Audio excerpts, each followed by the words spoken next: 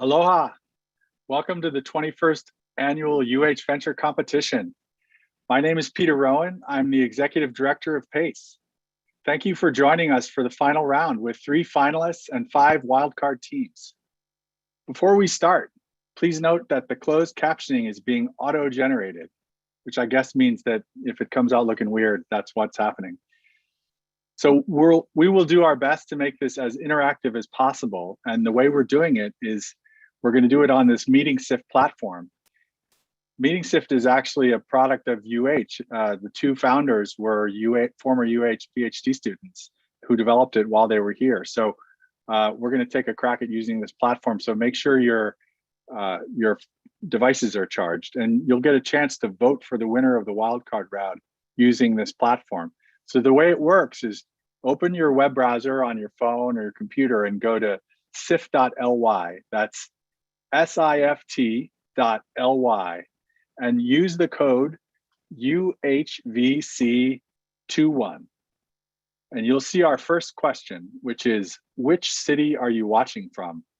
Now, there's about a 20-second delay, I'm told, between what's happening live and what you're seeing on YouTube. So we'll do our best to give you enough time to respond. And that's also going to explain some awkward pauses, and not all of my awkwardness, but some of my awkwardness will be because of trying to give time for YouTube to catch up. So we'd love for you to share this event with your social networks, and please tag us at Pace Hawaii. And if you're joining us on YouTube, please click the red subscribe button. I promised Crystal that I would say that. Okay, let's try this out. If you're logged into sift.ly, you should see the first question from us. We want to know where you're from. It's working already. It seems like that 20-second delay is a little bit shorter. So you can see Honolulu. Oh, wow, Louisiana is coming up. Although I didn't know that that was a city. Chicago, I like that. Some mainland places, some California folks. A lot of folks from the islands, that's to be expected. I'm happy to see that the YouTube stream is working.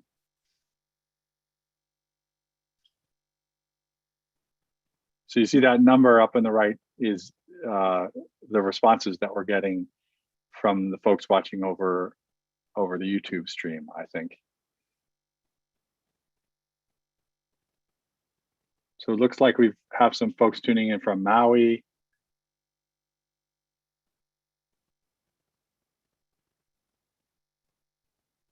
Wonderful.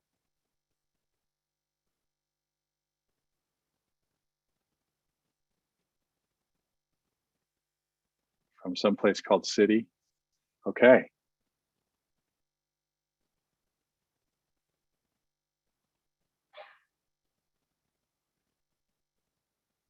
So we'll prompt you when it's time to answer our next question.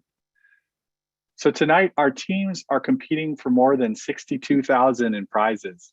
None of this would be possible without our amazing partners. First, thank you so much, American Savings Bank, for being our title sponsor.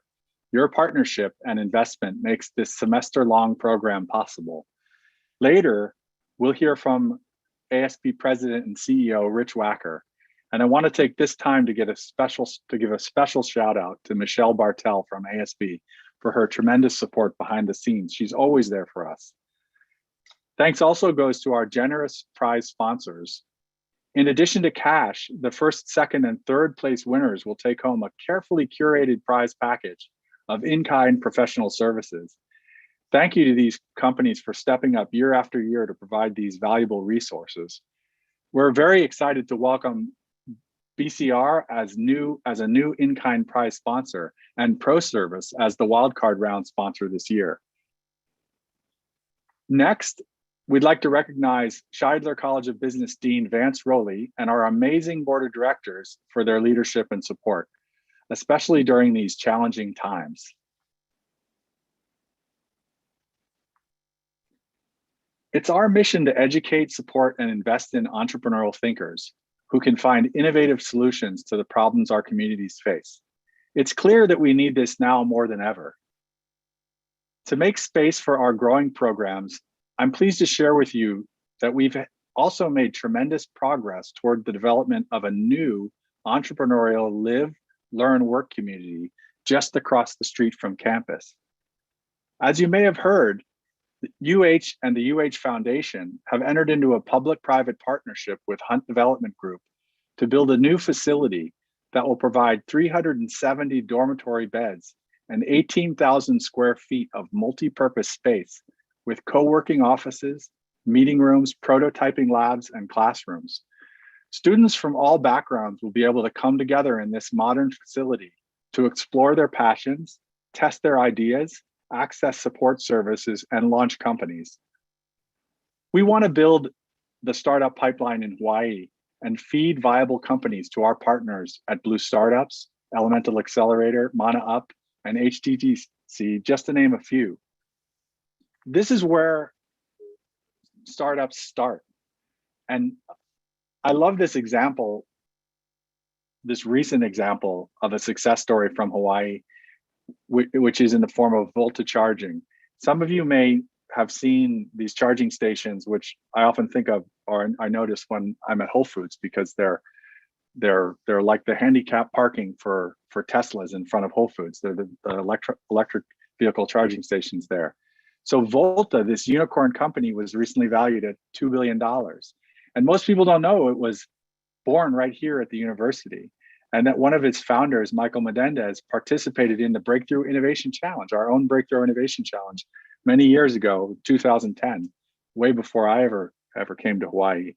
And he competed in with an electric vehicle concept. And so, you know, I think, but for Pace, this company Volta might not have existed, or might not have existed in its same form. And so we know that entrepreneurship is hard and that it's a long game, but we also know that we play a very important role in having an early impact on entrepreneurs, and that a project like this can really, you know, have a long impact on the community. So we're developing a runway for entrepreneurs that starts from ideation activities, such as the Innovation Impact Challenge, which is run out of the Office of Innovation and Commercialization, all the way to pre-accelerator programs like our Liftoff Advisors program. And I think it's unusual, but it's no surprise that all three of the finalists in the competition this year have their roots in deep technology from University of Hawaii and came through the Office of Innovation and Commercialization, and we should be celebrating that pipeline. So if you'd like to learn more about this exciting project, I'd love to hear from you. So let's move on to today's event. We're very pleased to open up this final event to the public for the first time in the 21-year history of the program. I can't believe that. I guess it's true. The journey of for our finalists began in January, perhaps even before. Over the past 3 months, they poured hundreds of hours into interviewing potential customers, developing real traction, writing a comprehensive business plan, and preparing a compelling pitch. They beat out 38 other teams along the way in the first and second rounds. So here's our agenda for tonight. We'll introduce the judges. Each team will have 10 minutes for their presentation, and then 10 minutes for Q&A from the judging panel. And then the judges will move to a breakout room to deliberate.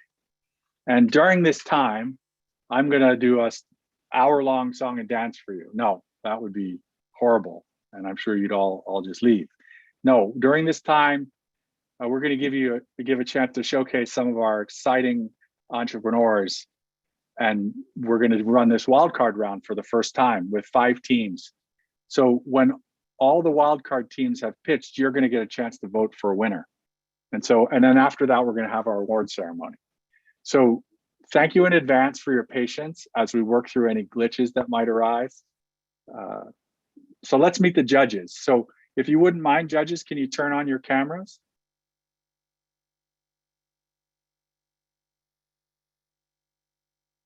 Great, thank you. So we have Ben Godsey, who's president and CEO of ProService Hawaii. And we have Alvin Miyasato, who is the retired regional head of finance and leadership development for Intel Asia. We have Tony Mizuno, who is the senior vice president of commercial real estate at American Savings Bank. And we have Wendy Peterson, who is general counsel of Knobe Martins. Ben and Wendy are also longtime members of the PACE board of directors, and we're so grateful for their service to PACE. So for those of you who pre-registered, you should have received a special digital program in your inbox, and you can refer to this for detailed information, a complete list of the prizes, and bios of our judges and the teams. Okay, are we ready? So our first team, thanks judges, our first team is Polū Energy, and the team members are Tate Castillo and Dr. David Ma, and their coach was Viros Sananakone of Elizabeth Mott.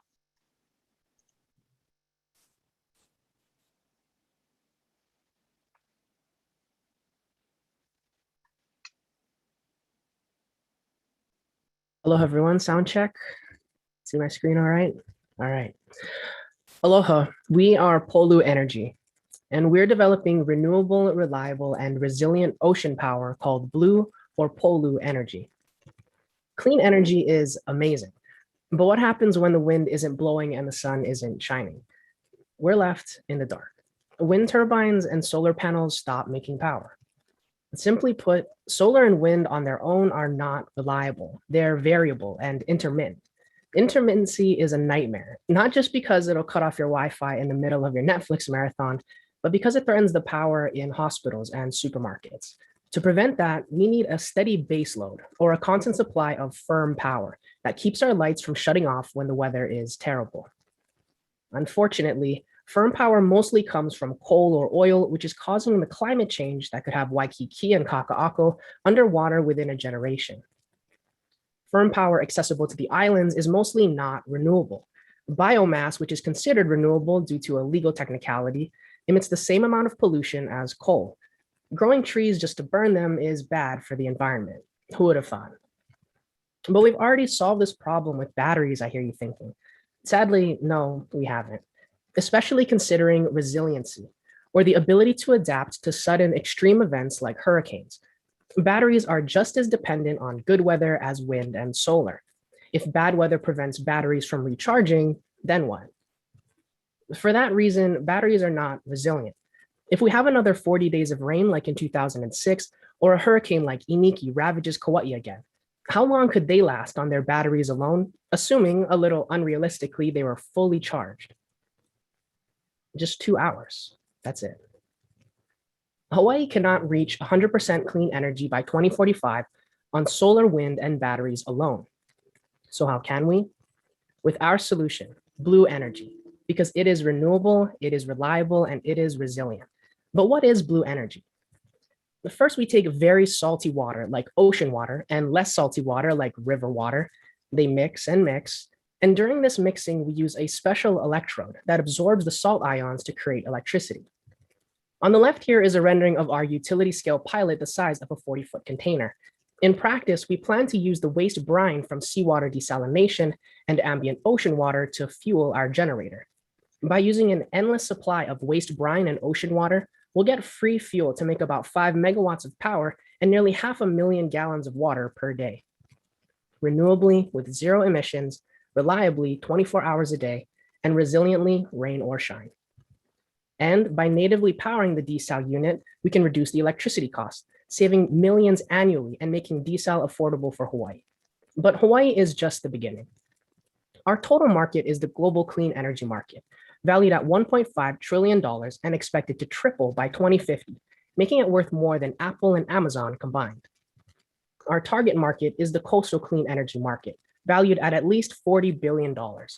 1 in 4 people on the planet live in coastal areas and suffer from the same problems with securing renewable, reliable, and resilient energy. To begin tackling those enormous markets, our beachhead is Hawaii's clean energy market, valued at $3 billion. But what does this number mean exactly? Well, the Hawaii clean energy market is made up of only 2 electric utilities, HiCO and KIUC, who buy clean energy wholesale and sell it retail to customers like you and me. However, HiCO dominates by serving nearly 100% of the market. So we aim to gain leadership in the sector by selling to the leader in the market. From numerous direct interviews with employees, managers, and executives at HiCO, we validated their critical need to purchase power that is renewable, reliable, and resilient. They not only face significant penalties if not able to do so by 2045, but also have the opportunity to receive millions of dollars as a reward for doing so as early as possible. Polū Energy can help HiCO avoid their pains, achieve these gains, and answer their needs, all while being profitable. Our business model, validated by every IPP or independent power producer and energy developer, is selling power to the utility under long-term fixed price PPAs or power purchase agreements. A single 5 megawatt unit system would generate over $4 million in annual revenue for 20 years at an initial cost of just $2 million. That's a lifetime return on investment of 4,280%. After deploying 50 singular units or just 10 modular systems of 5 units, Polū Energy will have secured $5 billion of contractually locked in lifetime revenue. At 100 units, which would only take a land area the size of half the Aloha Stadium, that's nearly $500 million in annual revenue. And here's how we'll get there. Right now, we're seeking funding to develop our second prototype before moving to a full-scale pilot. Then we're planning to scale up operationally in preparation for deploying that pilot. Once we've established a pilot, our path to commercialization is complete and we'll have a repeatable, scalable business model to focus on growth until a large exit. At the moment, we're at an inflection point where once we're able to build out our next prototype, we'll be fundable in the eyes of early stage investors. Our next step is to scale up our operations with a combination of crowdfunding and accelerator programs. Platforms like PropelX specialize in crowdfunding from angel investors, specifically investing in early stage science and tech startups, many of which are commercializing university-developed tech like us. Additionally, we're looking to enter an accelerator that provides funding and mentorship for early stage startups working in energy like Blue Startups and Elemental Accelerator. Then we'll deploy and test our first pilot at Nelha on the Kona coast of the Big Island, which hosts an ocean science and tech research campus. There, we can demonstrate the scalability of our model for further commercial deployments and enter a growth phase. To reach an initial goal of deploying 500 megawatts in the coastal clean energy market, we'll focus our growth efforts in AOSIS, the Alliance of Small Island States, a UN coalition of 39 coastal and island nations with a total clean energy capacity of 30,000 megawatts, collectively valued at $40 billion. Members such as Jamaica, Fiji, and Singapore all share environments similar to Hawaii with just one dominant electric utility and high electricity costs from expensive imported fossil fuels. AOSIS communities have a critical market need, not just for the renewable, reliable, and resilient power from Polū Energy, but also greater access to the clean water that Polū can help provide. This overlooked blue ocean market will be the key to unlocking our growth to becoming a clean tech unicorn. How will early supporters cash in on that growth? Well, there's two ways: SPAC or acquisition. We intend to achieve liquidity by either a reverse merger with a SPAC, a special purpose acquisition company like ArcLight, focused on climate solutions, or an acquisition by a global IPP like Intergex, which has some operations in Hawaii and bought a smaller IPP called Alterra for $1 billion in 2018 to acquire its 485 megawatts of clean energy. In just 1 year since founding, we've gained all this traction. We've conducted over 100 customer and stakeholder interviews as part of programs like the National Science Foundation Innovation Corps. We secured the exclusive worldwide rights to our IP in partnership with the Office of Innovation.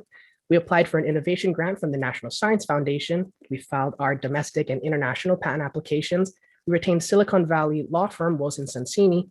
We hosted an intern as part of Aloha Connects Innovation, a workforce recovery program for people who lost their jobs from COVID. We improved our prototype's performance by 3x since filing our patents. We were recognized by the Hawaii Venture Capital Association, completed a startup incubator, and were featured in the newsletter for the Office of Hawaiian Affairs. But wait, there's more. We've developed relationships with and secured letters of support from HiCO, Elemental Accelerator, Ulupono Initiative, the College of Engineering, and the Honolulu Board of Water Supply. My name is Tate Castillo, and I'm the CEO of Polū Energy. I'm a third-year law student and second-year MBA student at with a background in finance, entrepreneurship, and international business, and experience at Elemental Accelerator and HiCO. Dr. David Ma is my CTO and the inventor of our innovation. He's an associate dean and professor of civil and environmental engineering at and was a former head of design at China Erchong Heavy Machinery before getting his PhD in mechanical engineering at UC Santa Barbara. David has led research grants for the National Science Foundation, filed a portfolio of patents, and authored numerous journal articles on his discoveries in energy harvesting. We're seeking just $50,000 to build an intermediate prototype that will get us to our next fundable milestone. We're going to make waves in clean energy with our ocean power, and we hope this competition can get us a little closer to our goal. So thank you for listening, and I'm happy to answer your questions. Mahalo. All right. Nice job, Team Polū. So audience members, we want to hear from you. So open your browser and log back into sift.ly and use the code UHVC21. That's UHVC21. And our first question, which you should see on the screen, is what word best describes the team? And while you submit your answer, we're going to turn to the judges for Q&A.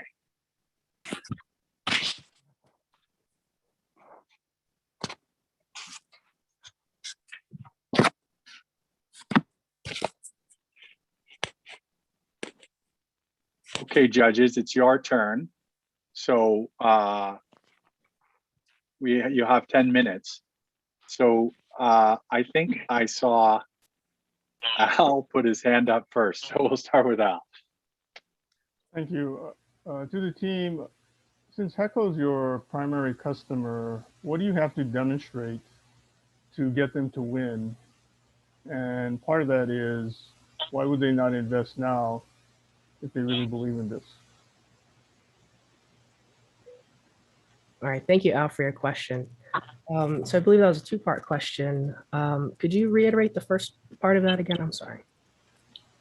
Yes. What would you need to demonstrate to HECO to get them to be your customer today or very soon? Okay, thank you. Thank you for clarifying that. So in order to get HiCO to be a customer today, we'd have to continue building some prototypes to prove the scalability of the fundamental technology. So David's been hard at work in the lab, like I mentioned in the presentation, improving the performance at the lab scale. But ideally, what we're looking at are utility and grid scale applications of this technology that can output electricity that's useful for businesses and homes. And to demonstrate that successfully, we'll need to be able to develop these next phases of our prototype at larger and larger scales. So that's ideally what we have to demonstrate to HiCO to make them a winning customer. All right. Right. That So answers the second question as well. Thank you.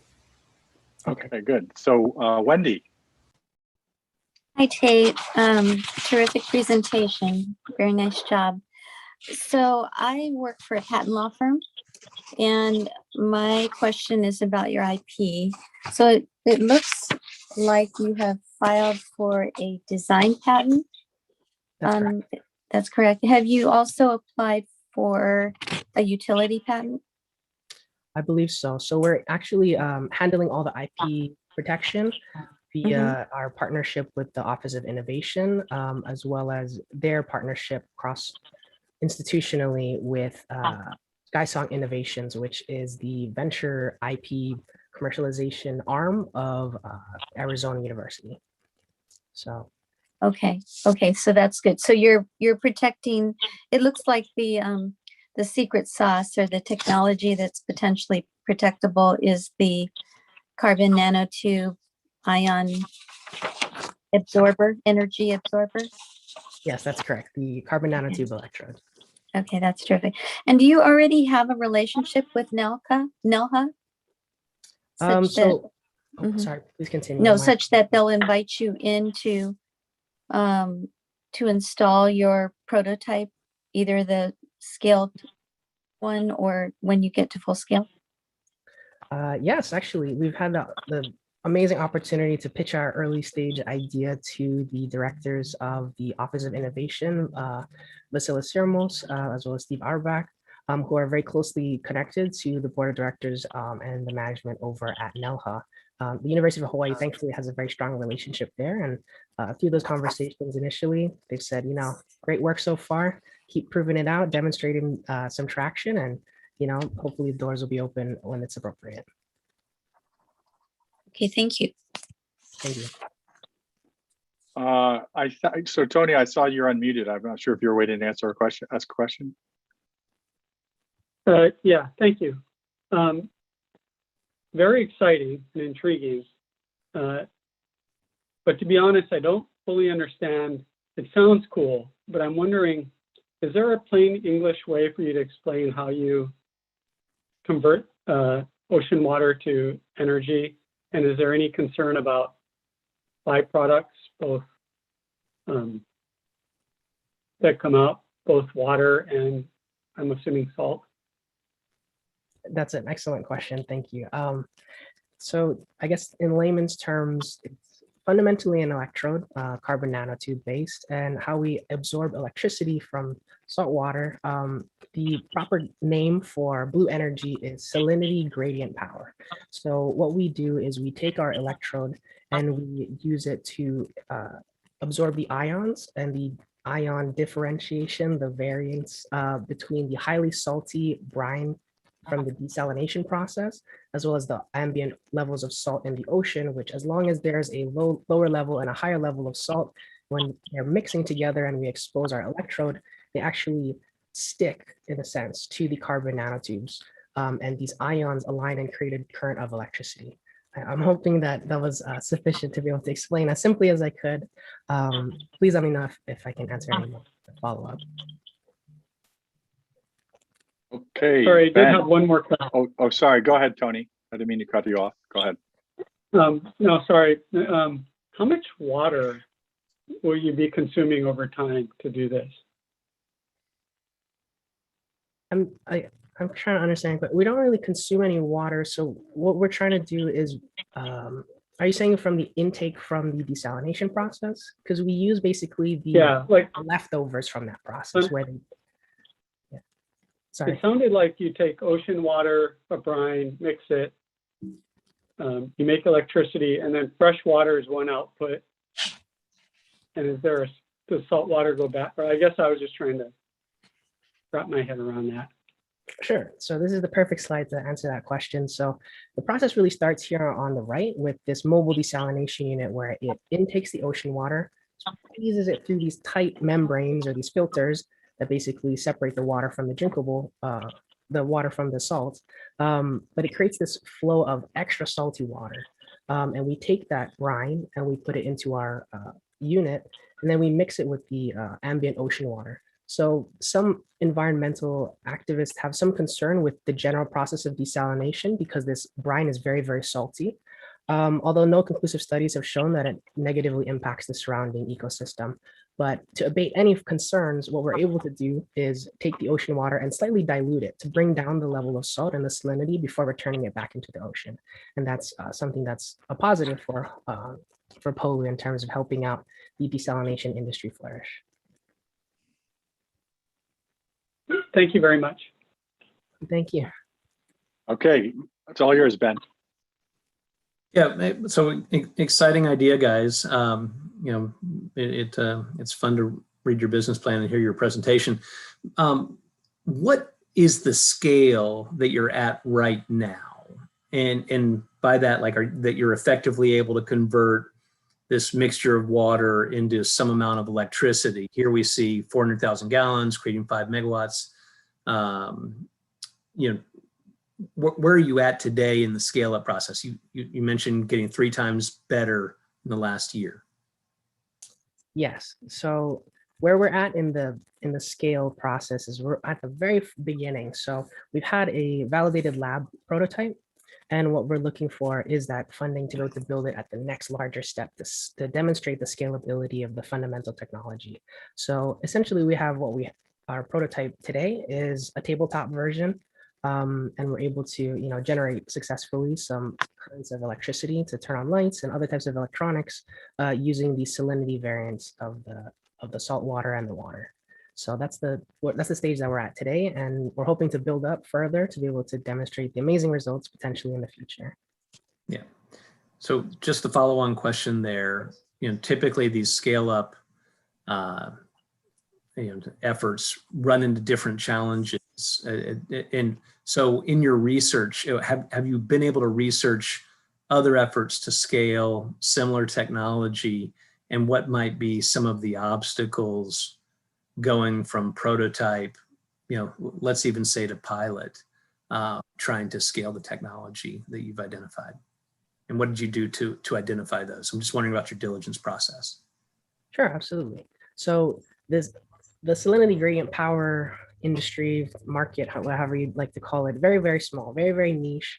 And there are a few startups that are working on similar types of technology, but don't use the same fundamental process. So what they use are these membranes that operate more similarly to traditional types of renewable energy by using the osmotic pressure of the salt trying to move into the less salty body of water to turn a turbine using the pressure.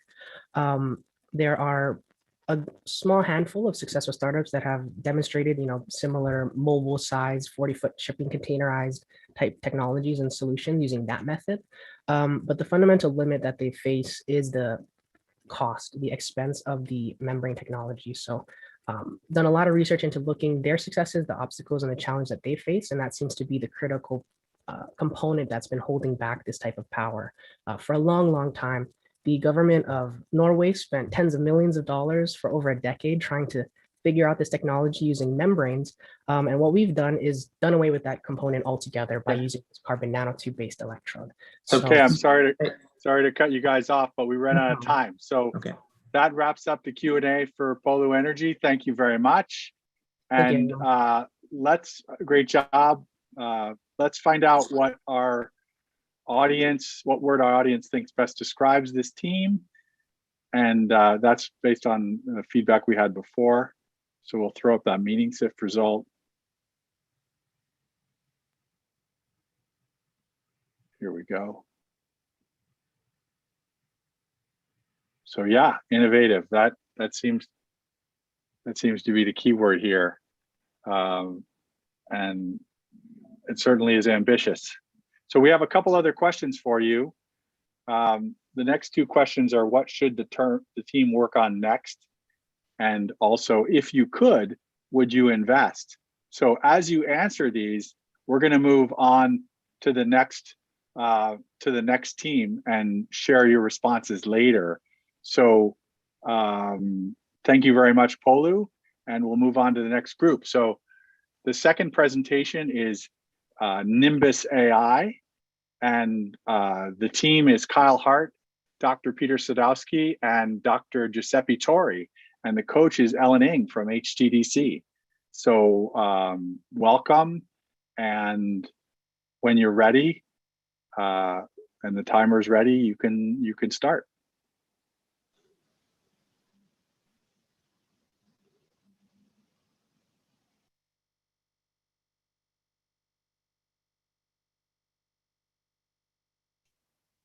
All right, hear me all right? Okay, cool. Hi, everybody. I am Kyle Hart with Nimbus AI.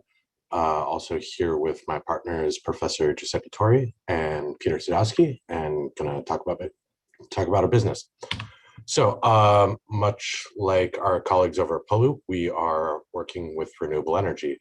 Renewable energy is, we face a lot of issues with the variability incoming of renewable energy, namely with rooftop solar panels. The more rooftop solar panels that you put across an island or a given area, is the more variability that a utility supplier is going to have to deal with.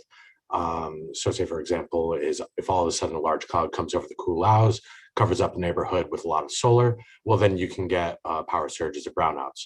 So the question becomes how do you provide intelligence and forecasting to give the utilities the knowledge they need to make decisions in advance to avoid these failures? Moreover, is with the increased use of renewable energy with solar across the islands, it begs several questions about where exactly is the best place to put solar. If you're a homeowner, you want to know how much your solar might be producing in advance before you go and finance it. And then also, as you need to know hey, you have a lot of expensive PV cells, how much what's happening with the degradation. Anyway, so our company, we provide satellite intelligence to address these issues. So to start off with is we provide some curated data products. Basically, we have a data pipeline that pulls in time series data through a number of satellites, and we allow users to interact with and query that data. Namely, say, for example, if you want to know what is the history of, what is the solar history, production history at any given location on the islands, as well as several other variables that we're keeping track of, such as rainfall, cloud moisture, etc. However, our bread and butter is live radiance nowcasting. So to start out with is the island-wide forecasting, is we've created models that can forecast solar radiance patterns at extremely high resolution at very tight forecast horizons within the near future, meaning that you know exactly what clouds are going to be doing at the sub-kilometer scale within minutes from now. And then if, say, you're a grid operator, you can make production decisions like saying, hey, going and buying a little bit more power in advance, scaling up your base load, or turning on the peaker generators. For site-specific forecasting, we operate largely in the same way, except for this is more meant for businesses that have a high load of PV cells themselves. So say, for example, is if you were looking to schedule your own consumption, such as operation of HVAC systems around the sun, then you could do this. So the question is, who do we serve? So right now we are focusing on serving grid managers. We do have an ongoing relationship with HiCUP, and we've been talking back and forth with them, as well as some other grid managers throughout the Pacific. Commercial is what we're focusing on for site-specific forecasts for energy, like high energy consumers, and then eventually we plan on moving to residential. Currently, we are operating off of the GO-17 satellite, hoping to work on our technologies in the islands and building our relationships here. And as we go on, we want to move over to the continental United States and East Asia. So the question becomes is, why are we better suited to do this than others? So yes, there are other companies out there that do provide solar forecasting.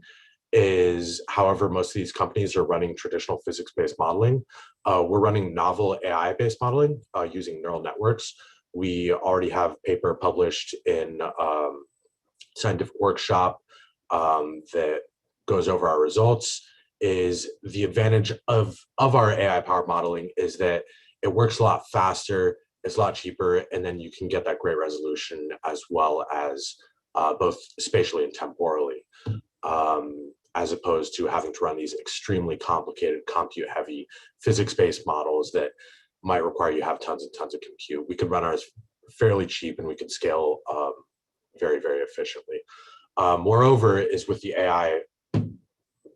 AI-powered modeling, any single one of our forecasts has actually been trained on the area that we're targeting. So specifically with islands, they have very unique geographies in the ocean with usually central mountain ranges. So as we train our network specifically to work on Oahu, on Maui, on Fiji, on Samoa, on any of the islands that we're operating on, that's going to continue as we scale out geographically. The graphic that you're seeing on the right is our forecast 30 minutes in advance compared to the reality of what happened. So we are getting very good results and our models are working. Our management team consists of myself, Peter Sadowski, Giuseppe Torri, and Jeff Galgan. Jeff is unfortunately unable to be here today. All of us are either working on or have PhDs in STEM fields, and we've divided our work relatively evenly. Peter Sadowski, the lead machine learning expert within the university, and Giuseppe Torri, a fantastic cloud physicist, have really, really made this possible. For myself, I'm operating on experience that I have working with the Institute for Astronomy and building these image remote sensing pipelines at scale and adapting that to our company. So how well are we doing with this is, like I said, we already have a workshop paper that for a proof of concept. we do have a data pipeline that is pulling down satellite feeds in real time from the GOES 17 and producing forecasts. Currently, we're working on developing our delivery systems for that. So that would be API access for our clients, as well as a website where you can go search various curated data products. We do have a relationship with Office of Technology Transfer and have established our licensing agreements. Two of these. So our financial forecast I know this is a lot of numbers, I'll just go over very generally, is our near-term operations is we have, a set amount of fixed expenses for accounting, taxes, etc. But the key is once we actually do start scaling out our product and selling, as if you'll notice here in the year 2023, that is a very rough forecast. If we're able to sell 75 units of our site-specific forecasts, as well as gridded forecasts and data products, then we're producing those sort of numbers. And then as time goes on, if we are to scale up our sales by 2x every year, our costs are only scaling up at 1.5x. So we do have 50% return on investment. And moreover, we are a member-owned LLC. So we're not specifically looking for outside funding through venture capital. However, the resources available through the venture competition would be massively helpful in getting our business out there and operational. But otherwise, like I said, our product is fairly straightforward, fairly easy to operate, and yeah, ended early if anybody has any questions. All right, thank you. Great job. So audience members, don't forget to log into sif.ly from your device and use the code. If you don't remember, it's UHVC21, UHVC21. And while you submit your answer to the same question from before, the one word to define Nimbus AI, we'll turn to the judges for Q&A. So, okay, judges, it's your turn. And you have 10 minutes. So we'll go with Ben first this time. Thanks for the presentation. I've got a few questions, but I'll just start with one, which is, are you quantifying the pace of improvement in your AI, machine learning algorithm? How much has it improved the on the ground outcomes for that? It looks like a single site, I believe, that right now you're up and running testing. So you're asking is how much do our forecasts improve on the forecasts of traditional models? No. Or how much are we improving operations? How much are you improving your forecasting? How fast is that improving right now? Forecasting, it's not necessarily improving on a day-to-day basis by any quantifiable means, but as we do gather data from the satellite yes, we do run predictions and train at the same time. However, most of our models the bulk of their functionality comes from us back training from the archival satellite images that go all the way back through 2018. Right, so I understand how you built it. I'm asking now that it's running, how fast is it improving? Do you have any data on that? No, we don't. Okay, thanks. So the satellite data is GOES 17 has been operational for just a couple of years. And so as we get more data, we do expect it to improve, but we haven't quantified that yet. Okay, thank you. Okay, Wendy. Hi, terrific job. Very good presentation and business plan. My question is with respect to your technology, are you looking to keep your algorithms as trade secrets, or are you going to try to file for patent protection on them? Right now, we're looking to keep them as trade secrets. Okay. And then with respect to the satellite data that you're grabbing from this fairly new satellite.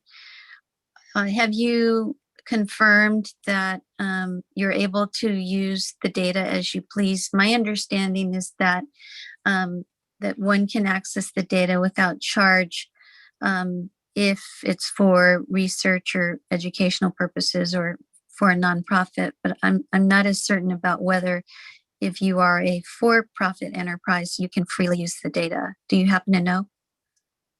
Yes, you are allowed to use it for commercial activities. All of the competitors that they are using the same satellites.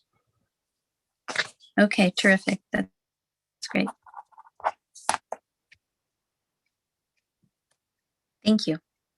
Thank you.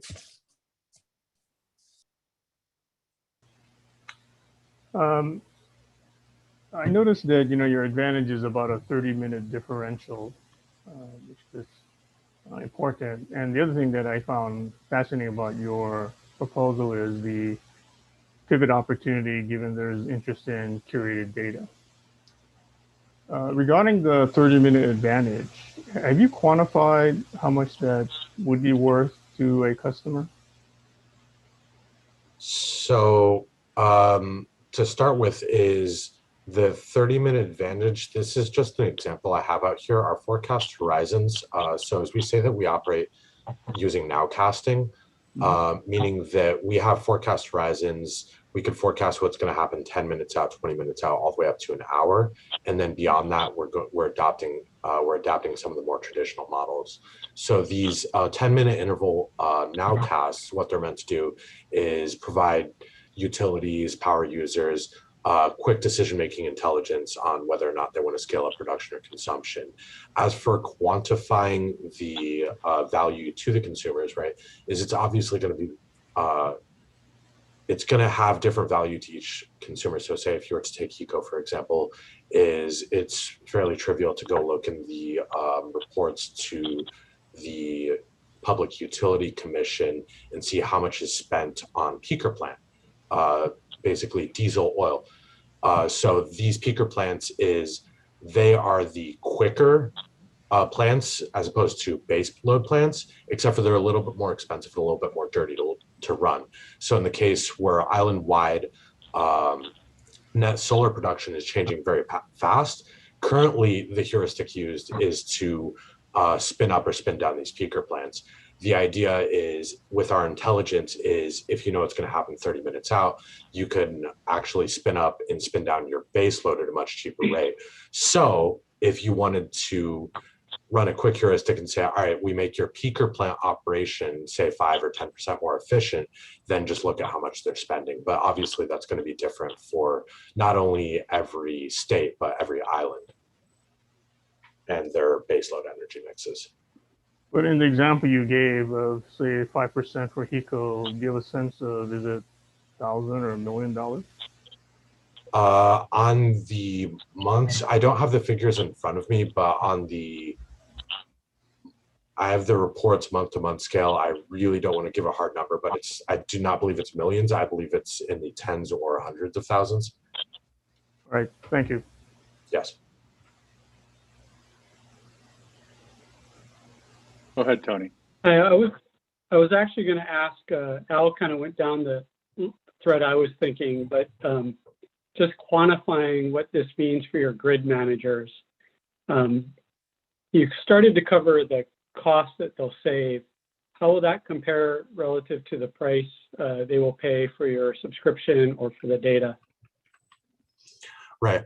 So specifically with the grid managers it's the cost that they have to pay to us. It's not like we're going to be selling them one-off product and walking away. Is because, of course, is any product that we want to sell them is we plan on providing a full agreement that allows us to help them integrate our data into their energy management systems, right? So it depends on their speed on how they're able to do it, and then is how much we charge for labor within the cost agreement. Is that, I'd say, is the least rigid of our cost options, as opposed to single site forecast or curated data product access.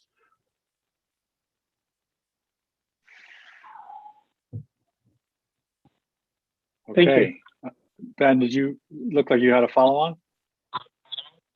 Yeah, well, I was interested in what commercial discussions have been had to date.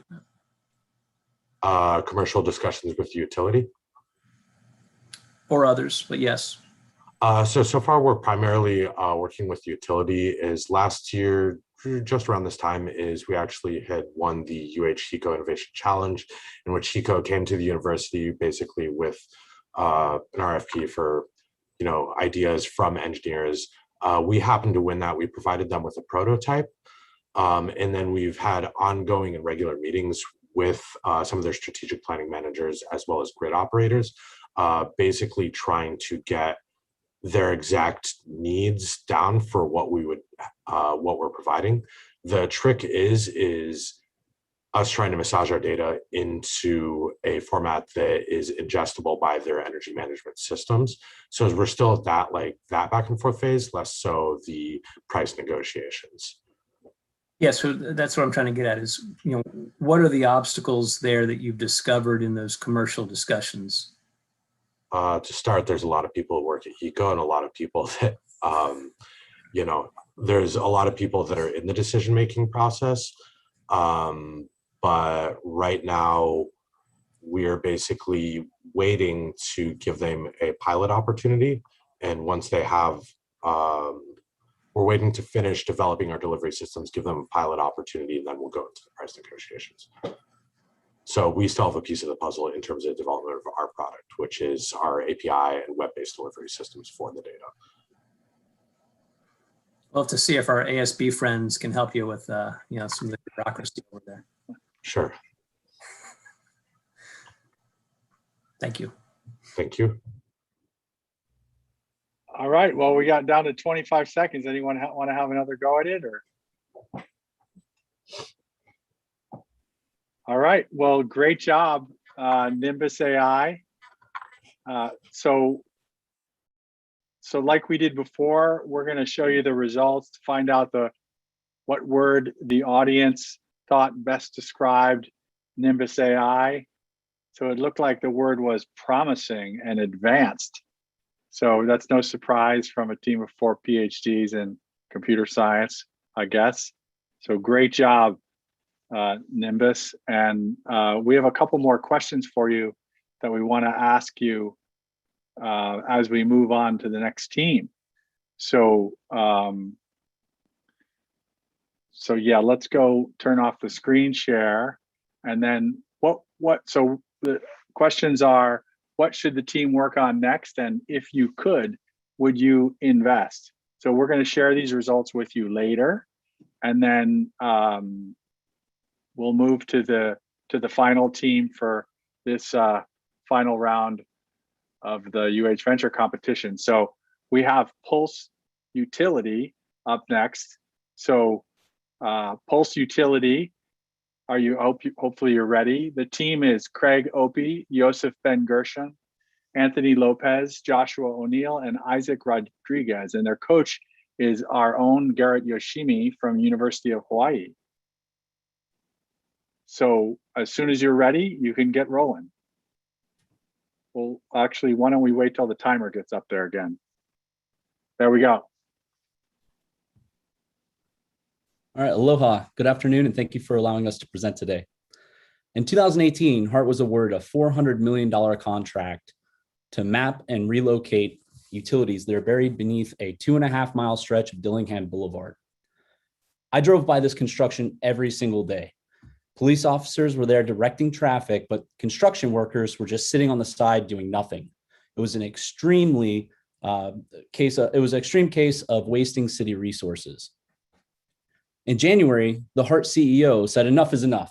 Dillingham Boulevard is a spaghetti noodle of utilities. HART needs to better understand where utilities are located and have a complete plan on how to reroute them before moving forward.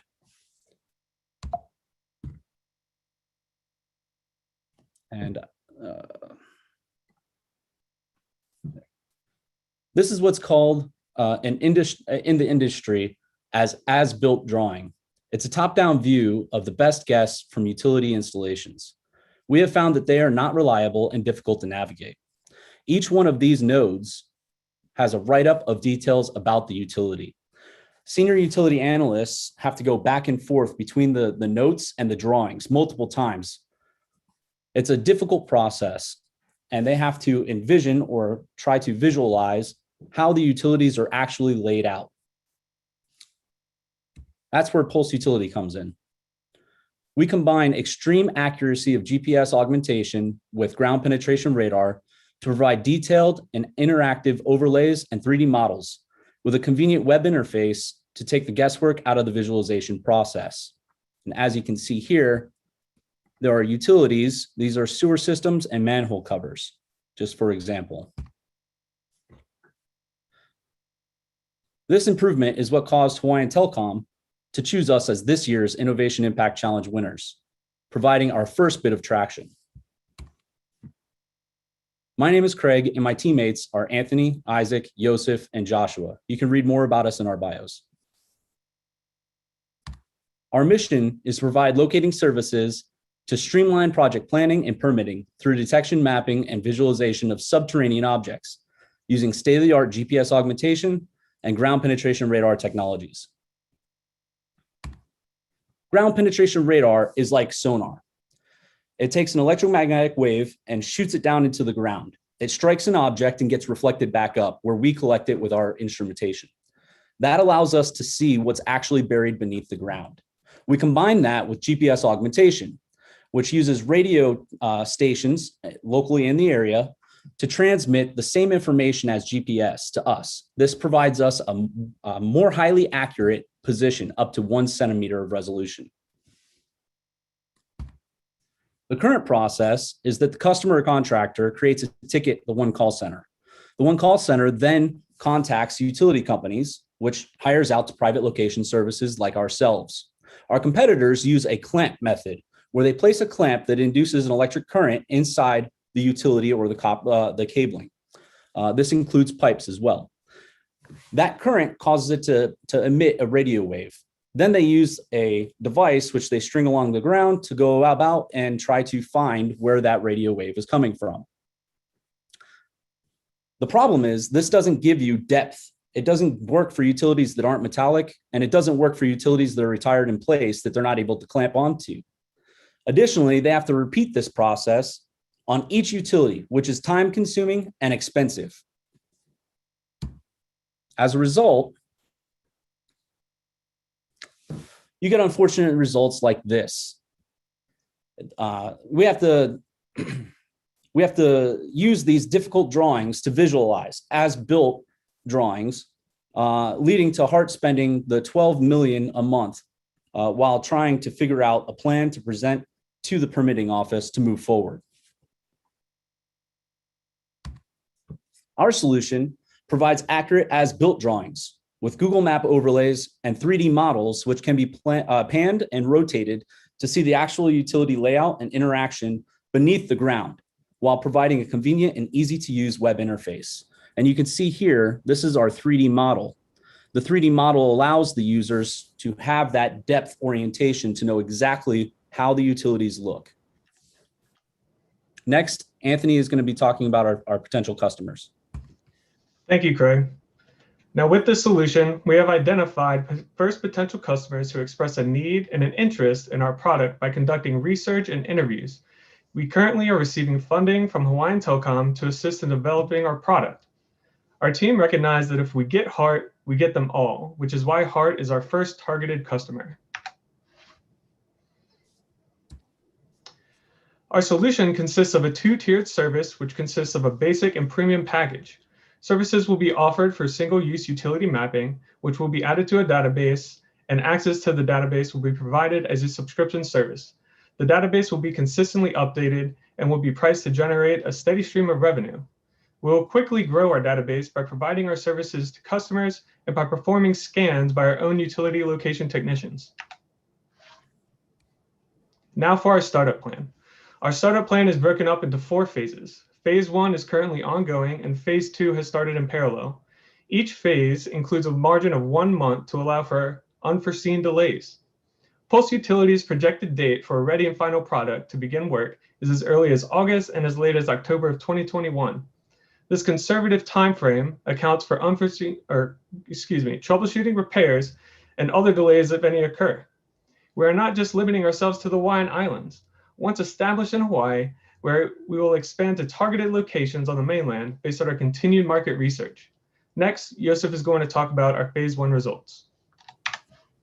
Thanks. From our initial market research, we've developed a SWOT analysis. Our main focus of this exercise has been to turn our weaknesses into strengths and our threats into opportunities. Since we're a new company with new equipment, we're able to be fluid and agile, receiving feedback from our customers and quickly changing our methods, technology, and service offerings to meet each customer's needs as they become apparent. With this methodology and database, we're able to service a myriad of industries better and cheaper than our competitors who are already specialized. We're constantly discussing with our potential customers and trying to anticipate what new and better offerings we can provide, especially ones that might not even know what they want. How does this analysis affect our business model and marketing plan?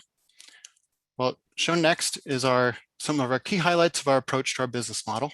Through development of this business plan and presentation to our customers, we have already acquired interest and excitement from our customers, specifically Hawaiian Telecom and the University of Hawaii, solidifying our traction and viability. This has provided us with the traction necessary to continue moving forward. Our initial market entry is focused in Hawaii, but as we anticipate to hit the ground running, we're keeping both eyes open to the future growth and expansion opportunities. Namely, we've started the process to engage with the U.S. Department of Commerce, the U.S. and Foreign Commercial Service Network to explore potential for international expansion in the Western Pacific region. In addition, we're also in the process of engaging with the Hawaii Department of Business, Economic Development and Tourism for programs such as the Hawaii STEP, the State Trade Expansion Program, and other available programs through the SBA and the Small Business Development Center. Using this feedback from our customers here in Hawaii, we've developed our estimated projection for the financial forecast to determine our viability as a business. As shown here, our initial estimate for growth from our customer feedback just here in Hawaii. From this preliminary analysis, we require at most an initial outlay of $350,000, from which we can fund through lease to own over a couple of years if necessary. And with a required rate of return of 10% and using a growth estimate from our research, we expect to break even as shown by the payback period in 2023 at the latest. If we assume a perpetual growth of 5% after year 5, shown below under the model outputs, we expect this business proposition to be very profitable in the future. We believe this is a conservative estimate only for the market here in Hawaii, as we don't want to rely on long shots, but the opportunities that are already available to us. I want to reiterate that we are in data collection phase right now and are on track to exceed our goal of 200 linear miles scanned by the end of May. We have a first to market advantage with an unmatched team of professionals. You've seen our business plan, our marketing analysis, and traction. We've arrived at these conclusions through growth each week. Every week, we have been reaching out to interview personnel at the city and county of Honolulu, as well as potential customers to fine-tune our product and improve our traction. But I want to highlight that this is more than just a business for us. This is about the people of Hawaii and developing our infrastructure for the future. This is our project in MUA. Hart, we're ready to help. I'd like to open this up for questions. All right. Nice job, team. Audience members, if you haven't figured out the drill, don't forget to log into sif.ly now from your device and use the code UHVC21. And since this was our last team, we're going to ask you all 3 questions, one after the other, while the judges conduct Q&A. So judges, go for it. You have 10 minutes. Who wants to go first?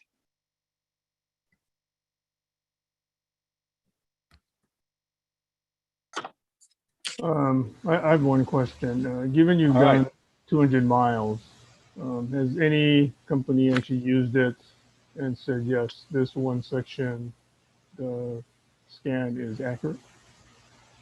It's a great question. So far, we haven't opened our data up to anyone as we're still processing it and doing post-processing to the data itself as we're in our development phase still. Right. Thank you.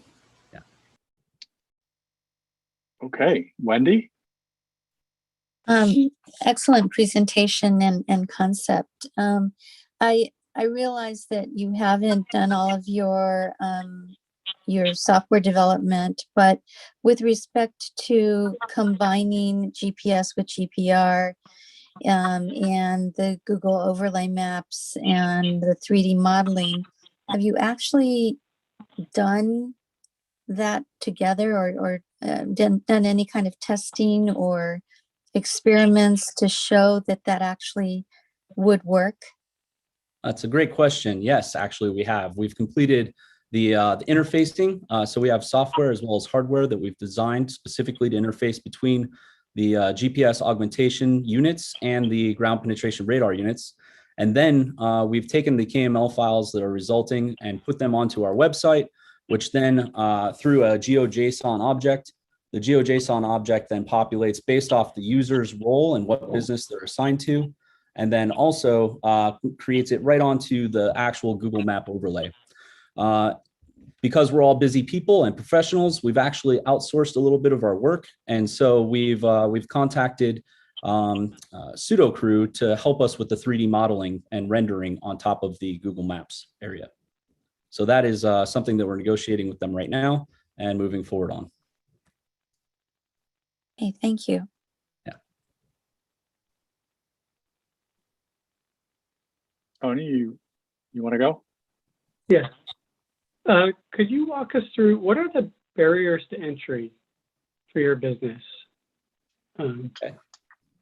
Joseph, do you want to take? Yeah, so right now, just the only barriers to entry are the cost. And that's just for us, but for other people, it's also the expertise to work on this together, to do that augmentation and development, the interfacing that Craig's already done. So someone else could purchase the same equipment as us, but they wouldn't have this first mover advantage. They have to develop the database, they have to work the interfacing together, and also the customers. Customers are a big one. Customers aren't going to want to choose to go to a different company or the other once they're already set. Yeah, one thing to highlight there is that the software advantage that we have by integrating it into a web framework is that people don't have to have their individual licenses to view CAD files or multiple different applications such as Google Earth to view overlays on top of the CAD drawing itself. We combine it all into one convenient place where any user that is allowed by the company can use it without any additional licensing required on individual machines. Thank you. So those would be your strategic advantages, competitive advantages, I guess? Yes. Yeah. All right, Ben. Yeah, so interesting business model to go to a subscription service. I'm curious about understanding the comparative advantage of your sub-centimeter or whatever targeting versus within a meter. And how often does that matter? Like, what are the use cases you're getting validation from customers that, oh yeah, that would really be important. The customers are telling you that's so. Well, let me just start with that. I've got a second question. Okay. So that starts off with Hawaiian Telcom. And one of the things that Hawaiian Telcom is specifically looking for is differentiation between fiber cables and coax cables, as well as telephone cables. And so specifically, the differentiation between a coax cable and a telephone cable is extremely difficult based off them both being metallic. In order to pinpoint, since most of them are running parallel with each other, exactly which one is which, and also to ensure that there's no confusion, you have to have that centimeter accuracy so that when you send your pulse down, you know exactly where you're at. Otherwise, you could have it to where your location may be skewed by 3 feet in one direction and then 3 feet in the other. And so it may actually flip which lines are which, causing confusion and also digging up the wrong line. So for Hawaiian Telcom, it's a major issue. For other things like department planning and permitting for HART, it's also very important, especially when it comes to sewer lines and identifying which different areas or aspects of the lines are where. if I could also add on that, Craig, can you go to the DIRT report? Yes, Slide. absolutely.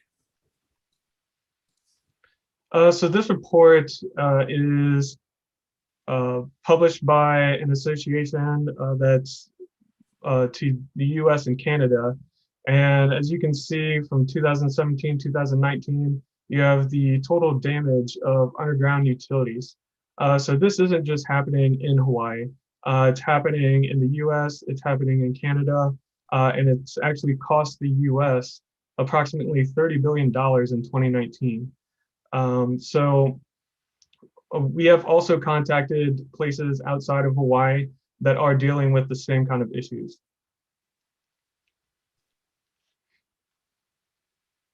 Great, thanks. As a subscription database, do you foresee having to offer a warranty on the product, in terms of its accuracy? Like let's say if they go and dig up the street outside, they do something with the underground cables, do you have to come and survey that place again and map it again? I'm just wondering about the business model warranty associated with the subscription service. Absolutely, it's a great question. So for that, what we'll do is we actually go back out, remap the area, but we don't have to generate all of the data that we already have. So we don't have to do the 3D modeling. We don't have to perform the analysis to see which utility line is which. We already know where it's at based off of centimeter accuracy of the GPS augmentation. So when we go back to revisit a site, it's a very fast push the unit across the site location and then lay paint down for them so that they can see exactly where it's at. That way, when they dig, there is no confusion. Related to that question, is Go ahead. given the liability if the drawing happens to not be accurate, how do you guys manage that? Well, we have insurance, if that's what you're referring to, $3 million policy to cover strikes if we make a mistake. For management, we've gone through the process of verifying normal risk analysis to ensure that what we're doing is recreatable each time and that we can place the paint on the ground within that accuracy requirement. The accuracy requirement by DigSafe Hawaii is within 30 inches of the actual device or of the utility. And so we far exceed that value. Does that answer your question? Yes, thank you. Thank you. Craig, I have one more question. Locating utilities, super important and valuable. Also in the state of Hawaii, locating bones is often valuable. And I don't know the answer, but can GPR identify bones? Yeah, it's a great question. And there's a multitude of different uses outside of just ground penetration or outside of utility finding for ground penetration radar. Locating burial sites is one of those things, as well as finding lava tubes and doing surveys for foundations. We have a list of different services that we offer on our website, pulseutility.com, that covers all of those things, to include digital forensics investigations as well to find dead bodies. Thank you. Yeah. All right, go for it, Ben. You got about 15 seconds. You said that you haven't been able to provide that rendered data yet to your customers. What's the obstacle to doing that? So we're working through that right now with SudoCrew. So implementing the web interface of that object, we can create the object files for them with the 3D models, but they would require external application instead of just using our website. So we're out of time. Congratulations, good job. Congratulations to all the teams. You can now relax a bit. So we're gonna ask the judges to move to a breakout room. So you judges, you should get a prompt for a Zoom breakout room right now. And while they go off and have the difficult task of selecting our winners, I'm very curious about what the audience thought. So we're going to have a chance to gather some more of your feedback. And so we're going to go all the way back to the beginning, I think. Well, here, actually, are we going to go back to the beginning? I'm not sure how this works. Well, here's this first question about what one word describes pulse utility. Yeah, a much needed service. I mean, if heart isn't on everybody's mind, it sure is tonight. So I think the plan is for us now, before we start the wildcard round, we're going to skip back and go back and take a look at, so let's go back and look at the questions that we didn't look at before because we didn't want to taint any of the judges, but now that they're gone, we can take a look at that. So if you didn't answer, feel free to go and put your feedback in now, and we can show these results.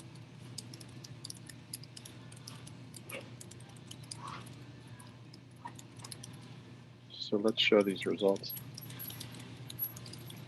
So a lot of people think that Polū should be working on the product next. It seems like an amazing innovation, and I think most of us are in agreement that making sure that this thing can get to scale seems very important, particularly given our ambitious goal to get off of carbon fuels by 2045. So we certainly need something like this.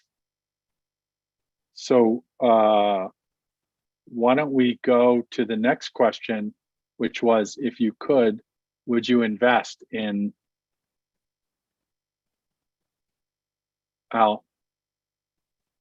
there we go. That makes more sense. It's a tough one, right? Because it's a big investment to get, to bring a new source of power online, and it takes a lot of resources. But 100% no wouldn't be right. But we do have some energy investors in the crowd, some that I know. So I hope there would be some people interested in it. Okay, good. So then let's take a look at the Nimbus AI's word cloud again. Oh, I guess, yeah, right, promising. And then let's go to what they should work on next. What do the audience think?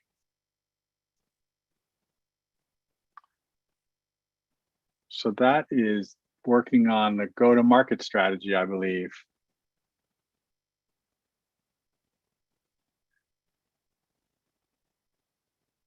Yeah. There seems to be some decent agreement between working on the product and working on the go-to-market strategy. Okay. And then how do you feel about investing in Nimbus AI?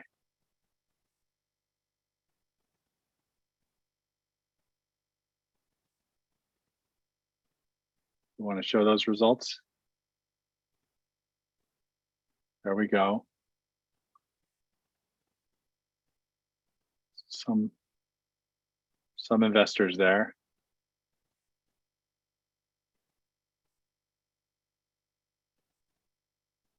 Okay, and let's go through the same three for Pulse Utility now. Yeah, so this shouldn't have changed very much. So why don't we look at what Pulse Utility should work on next? On the product and the funding. Well, that's interesting.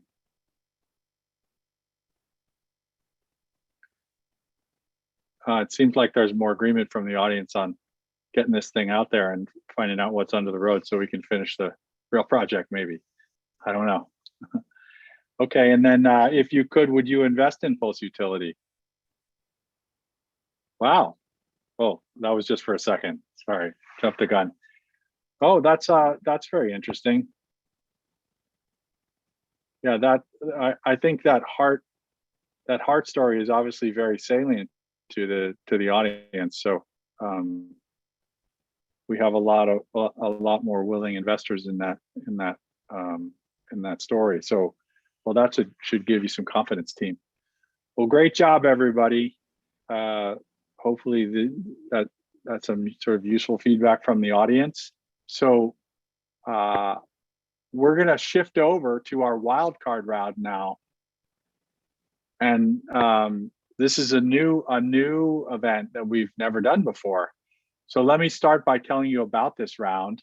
So the wildcard teams were selected based on the judges' responses, yes and no responses in the semifinal round for the question, is this venture worth pursuing? And if they would consider investing in this business.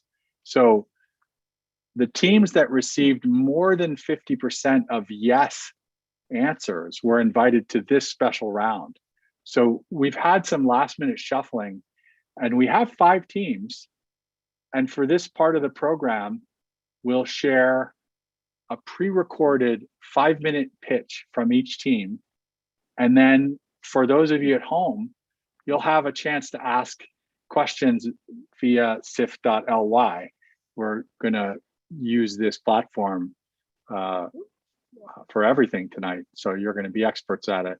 And after all the teams have presented, you'll get a chance to vote for the winner. And the winner, we're grateful for ProService for sponsoring the winner, and Ben will award that winner $500. So the first team up is HiCUP. And audience members, you can type your questions in sif.ly. So the team is Angie Zhao and Paul Spooner, and their coach was Myra Nakata from BizGenix. Hey everyone, my name's Angie, and it is the pleasure of Paul and myself to present to you the concept of HiCUP, an early stage venture initiative that's currently in the prototyping phase. The problem we aim to solve is regarding the paper and plastic wastes generated by the takeout industry. Let's take Starbucks, for example. In 2019, Starbucks made 4 billion sales, most of which are served in paper or plastic cups. So that means in 10 years, there will be 40 billion paper or plastic cups floating around in our oceans, forests, or environments. And that's just from Starbucks, not counting McDonald's or Subways. Another problem with the takeout culture is that they're very expensive for the businesses. The average cost of a paper cup on Oahu is about 20 cents. Let's just say that Starbucks has its own monopolized supply chain and can get a cup for 1 cent each. That still amounts to $40 million of annual cost in containers.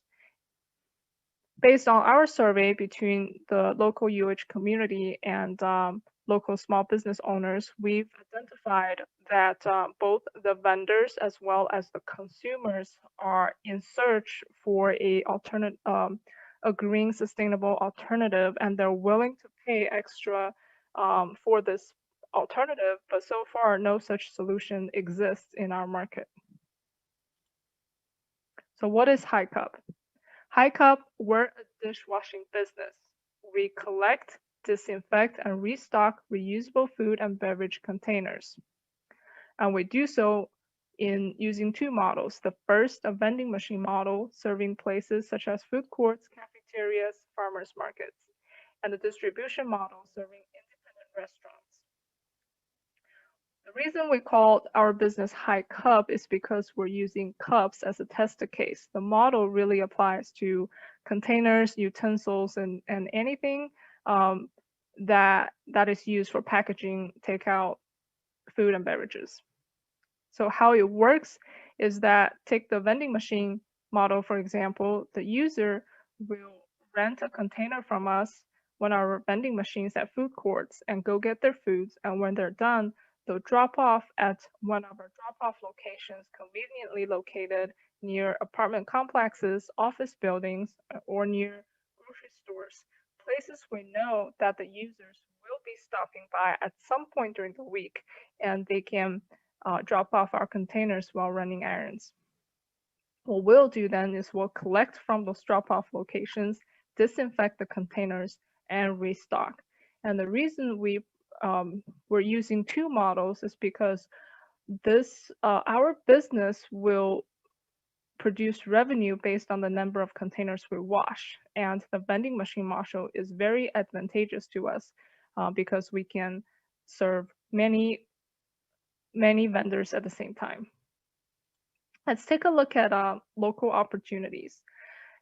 On UH Manoa campus, we have 4 dining facilities, 15 food vendors, and over 17,000 students, not counting faculty and staff. Next door in Alamona Food Court, we have 50 million visitations annually, pre-COVID days, of course, and over 100 food vendors. So the HiCUP model really applies to our local communities, but also it has a national, if not global, scalability. So in the US, between the 10 biggest fast brands, there are over 95,000 stores and franchisees, and it's an $800 billion industry. So anywhere food and beverages are being sold in takeout paper or plastic containers is an opportunity for the HiCUP model. And let's not forget how COVID-19 changed our takeout habits. So again, going to cup as a user case. Let's just say that HiCUP only gets 1% of the business between all coffee sales made between UH Manoa campus, Alamona Food Court, and Waikiki Food Courts. That's about 540 cups. And if we charge 50 cents for per use, that's a revenue of $270. The goal, however, is 10,000 cups per day because that's the capacity of an industrial grade dishwasher, and that will give us a daily revenue of $5,000. Thank you for your time, and we encourage you to check out our business plan if you get a chance. Okay, thank you very much, HiCUP team. So we have 5 minutes for questions. So I'm going to pull questions as they come in, and I'm just reminding the folks out in the audience that they can put questions in Meeting Sift, and I'll pull them up as I see them. So we have questions coming in already. So let's see. Here's one. Using Starbucks as the example, does the team know how well their reusable cups work? Hi there. I'm guessing the question is our reusable cup. So we've explored several options. There's a BPA-free plastic version. There's also stainless steel is actually very cheap for this purposes. So our cups is not going to be one of these. These are not combustible or recyclable. So we're talking about a real cup that you can reuse, like when you use at home many times. Well, I think they probably were, because I think Starbucks has a reusable cup that they sell. So I think maybe they were talking about whether you've been able to get any sense about whether their product is a successful product. So Starbucks paper cup, this has plastic in it, so this is not easily biodegradable unless you're talking about a mug that they sell that you can bring and wash your you can wash yourself at home. Okay, I think that's what they meant. Yeah. Right, but no one's washing those dishes right now on the user right now. It's just any other mug. Oh, I see. I see what you're saying. Okay. So how will you deal with, this is another question. I'm pulling them up. How will you deal with the high demand concentrated at certain times? Does that make sense? Yes. So the concept is starting with UH Manoa campus, of course. The concentrated, the idea is right now, one run per day would serve the Alamona food court as well as the UH Manoa campus food court. So because our drop-off containers is not designed to be placed right next to the vending machines or the food vendor, they're designed to be located near office buildings or your apartment complex or outside grocery stores, somewhere you will drop off not immediately when you buy the food, but when you're done at the end of the day or when you're going grocery shopping, you can drop it off. Mm-hmm. Mm-hmm. So then another question is, why would a business use your service rather than implementing an in-house service? Yes, so that's one of the biggest common misconceptions right now. The misconception is that paper and plastic is cheaper alternative. That's because the other alternative is hiring a dishwasher. So it's cheaper for us as a dishwashing business to wash dish for 20, 30 different vendors than the vendor themselves pay for a dishwasher to wash their own dish is the concept. I see. So right now these cups is about 20 cents each here on Oahu. So for business operators, they're very expensive because they're reoccurring every year. Interesting. Okay. All right, let's see. I'm skipping around here. So I want to make sure they're coming in kind of rapid fire. So can you estimate, so what is your estimate of waste, for example, like cups thrown away versus the ones returned? Does that make sense? Yes, I guess that question would be better answered if we have a prototype, and that's the stage we're working on. We're getting quotes for different models, like I said, plastic or stainless steel. So we haven't started the service yet. But if the question is asking when a user go buy a cup of coffee from Starbucks, how many are recycled versus how many are discarded, I don't have that number, except I know that most users don't really know which bin to put. And here in my county doesn't take recycling for plastics. So right. There are a lot of issues more than just the user. And do you have an estimate for what the turnaround time would be for restocking the HiCUP after they're picked up? Daily. The idea is daily, because I can load a bin of 30 dishes from UH Manoa and go wash it and bring it back the next day. I see. So it's a daily turnaround. That's the idea. Daily. Yeah. Okay. All right. Well, we're out of time. Great job. Thank you very much for the presentation. So thank you. Thank you, HiCUP, and good luck. Yeah. So next up is KahuBot.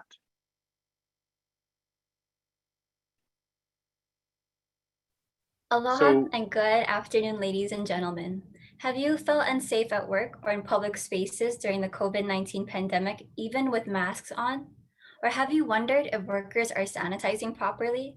These are real concerns. The COVID-19 pandemic has infected over 147 million people across the globe.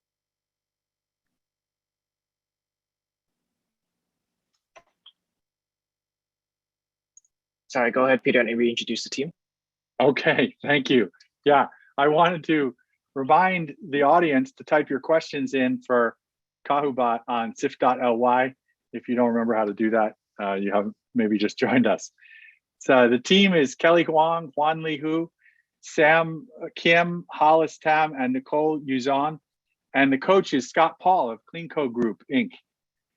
So without further ado, KahuBot.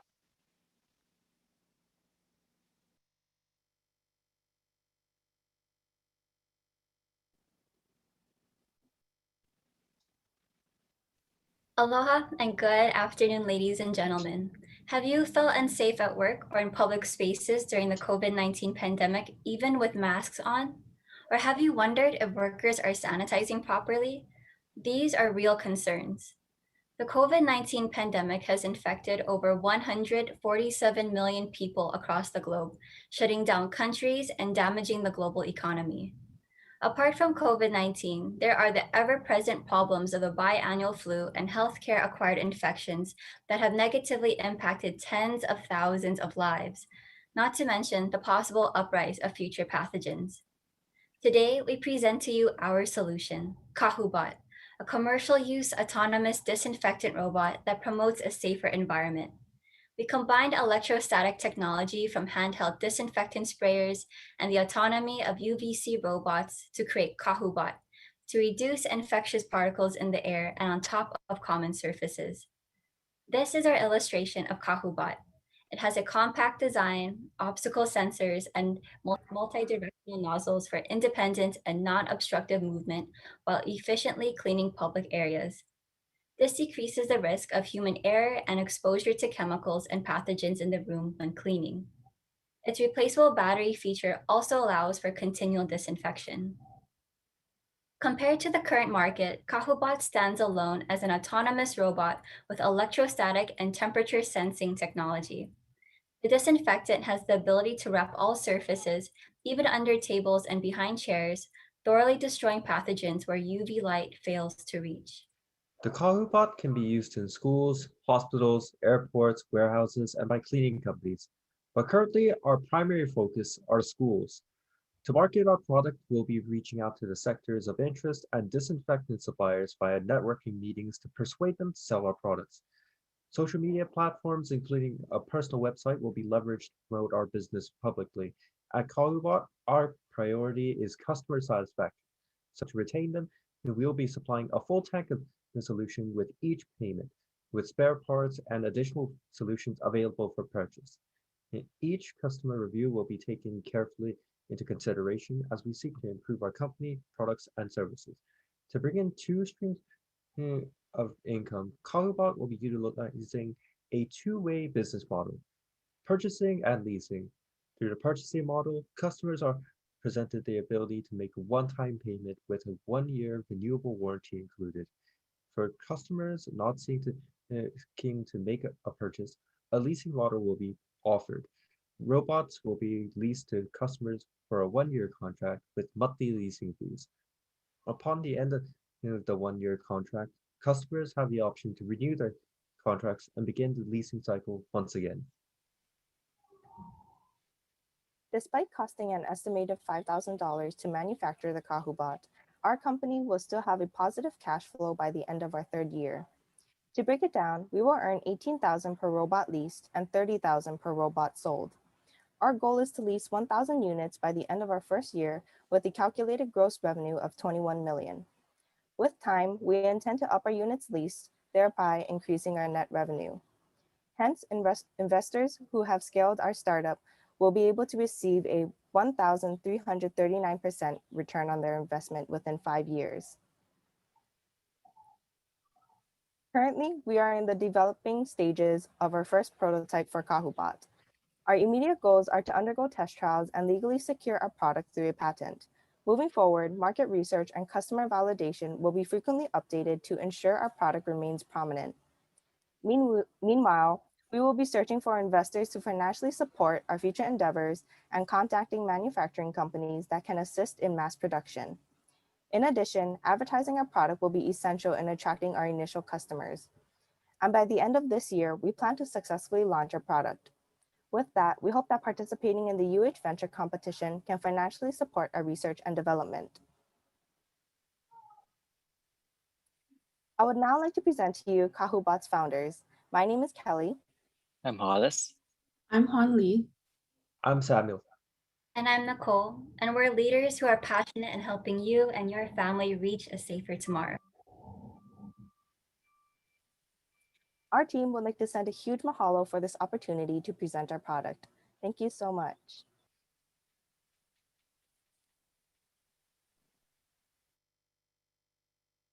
All right, great job, Team KahuBot. So we have time for questions. I'm gonna pull questions up from the meeting sift. So audience, remember, put your questions in sift.ly. If you've forgotten the code, you log into sift.ly and it's UHVC21. So there's a little bit of a delay, so I'm going to give some time for questions to roll in. We have one question so far for you, which is, how will you scale quickly to gain adequate market share? Who wants to take that?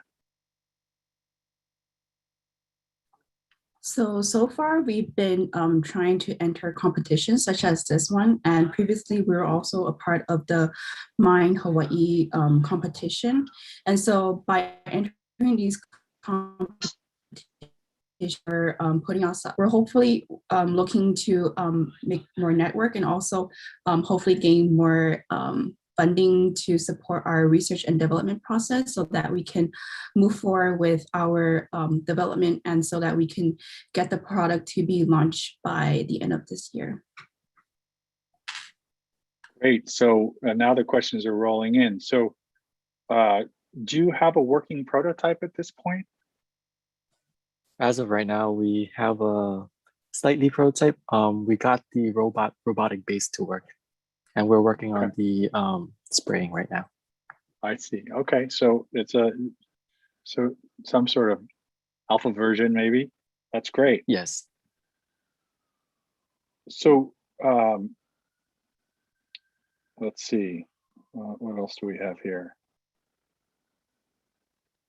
So this question, I haven't seen anything like this before, but this question is asking what makes your idea unique from existing companies that have created such bots due to COVID. So I guess it's about competition. Maybe someone has seen similar products. I'm not sure if you have you run into other competition?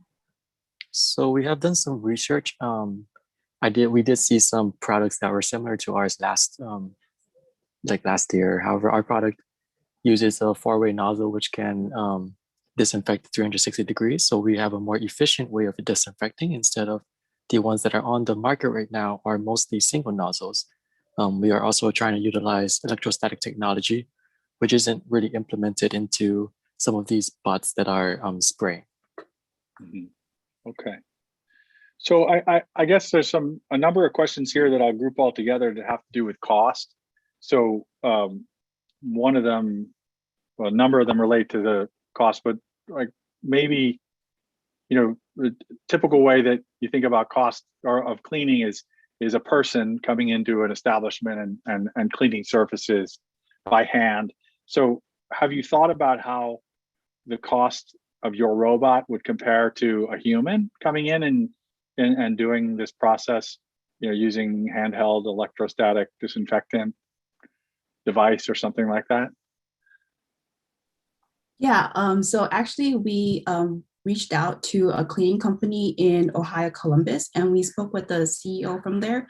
And we also offered him like our idea of the KahuBot, and we talked about using a robot versus having a person manually clean. And he did say that there is a big difference in the cost of having a robot clean versus having a person clean. And in addition to that, the other thing is that with having people clean, there is like the whole risk of people calling out sick and all of that, which adds on to the cost of human labor. And so with the robot, there's always this guarantee that it'll be there to work when you need it to. So hopefully that will help to drastically decrease the cost of places that utilize the KahuBot. Right. So some questions about how much area, I guess the efficiency of a device like this. Do you have an idea? Is it like a Roomba? You stick it in a room and it it's off by itself until it's done disinfecting the whole room, or how much coverage do you think you can get out of the thing? For the coverage, we're not certain because we haven't really tested this device yet with the spraying. Great job, KahuBot team. So next up is Pear. Let me introduce the team before we get started. So remember, audience, you can type your questions in as they come to you on sif.ly. So the team tonight is Justin Puckett, Tanya Higa, Dea Shim, and Colby Takeda. And their coach is Tim Homuth of Taco Inc. Hello, my name is Justin Puckett, and I'm an executive MBA at Shidler and the co-founder and CFO of Pear. We're on a mission to empower the generations for healthy aging. Sometimes our components just need a friendly handhold. Pear connects the generations for improved health and well-being and making this a billion-dollar opportunity and a worthy purpose. Currently, 88% of healthcare costs goes towards curing sickness, even though we know that those medical services only drive 10% of health. The other 90% is from the environment, social and economic factors, and healthy behaviors, the bulk of which Pear can add meaningful value. So the big problem we're out there to solve is our healthcare system currently fails to address social determinants of health among our senior population, costing us billions of dollars a year. And there are a few main reasons why. Our healthcare system mostly focuses on physical health. Other wellness programs are not effective and accessible. And finally, there's a clear misalignment of people and practice in healthcare. Healthcare workers aren't able to practice at the top of their license, and while physicians are burnt out, meanwhile, we have an abundance of health workers ready to better integrate into the care system. With that, we created Pear. Pear is a care and communication platform powered by virtual wellness coaches, ready to help older adults live better through intergenerational connections and smarter health education. Our operating formula is simple but extremely powerful. Our wellness coaches start with a comprehensive assessment to better understand the needs, interests, strengths, and capabilities of each older adult. We utilize this information to develop individualized goals and provide health education by phone or video conference. This health education method builds critical skills and creates habits with the friendly touch of our team members. We also utilize our partnerships to link seniors to community resources such as Meals on Wheels and the Handy Van. And we're constantly collecting data to assess and adapt module, content, and delivery for improved effectiveness. Our wellness coaches connect via phone or video weekly with their senior pair, which in this example is Linda, to build meaningful relationships and reinforce healthy behaviors and support wraparound services. A few examples of the wellness modules we include physical activity, food access, and vaccines. To support the development of a meaningful relationship between the wellness coach and Kapuna, we pair them together for a minimum of 6 months and hopefully over a multi-year period. In the example, Linda, physical activity is her biggest area of opportunity. Thus, it's the biggest section and it's where our pairs would focus, our wellness coaches would focus the most time. Our first and primary advantage is our people. Our workforce is flexible, affordable, and passionate about wellness. Next is our process, which is both custom and comprehensive.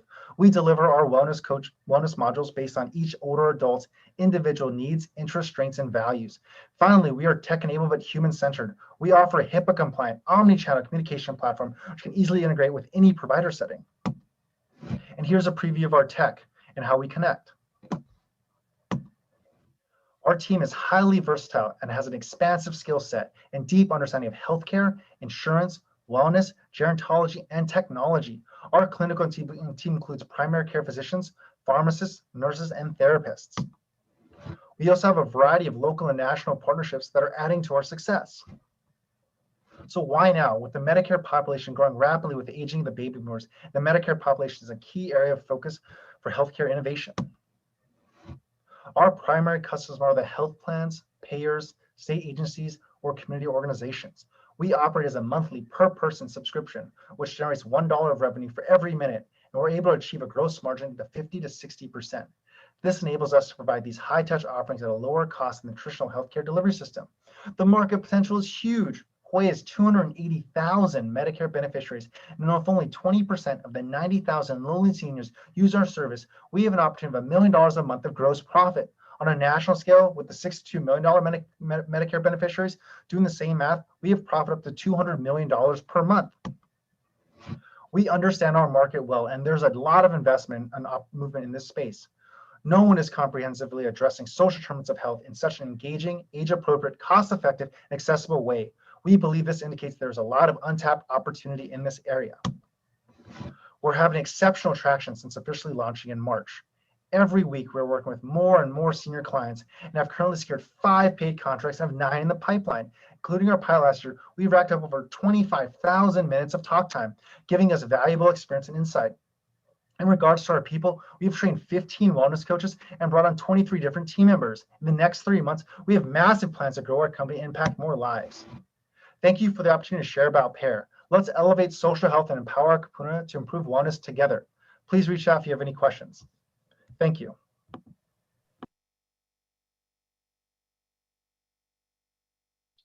All right. Great video. Thank you, Pear. Good luck. Next up, wait, sorry, I'm getting ahead of myself. Let's go to Q&A. So the questions are rolling in. Let's see, is the Pear team on? I don't see them yet. We're here. We have to talk. Oh, there you are. Okay, I see you. Unmute Kobe too. Yeah, I see everybody. Okay, so I got a couple questions that have come across. So audience, keep them coming.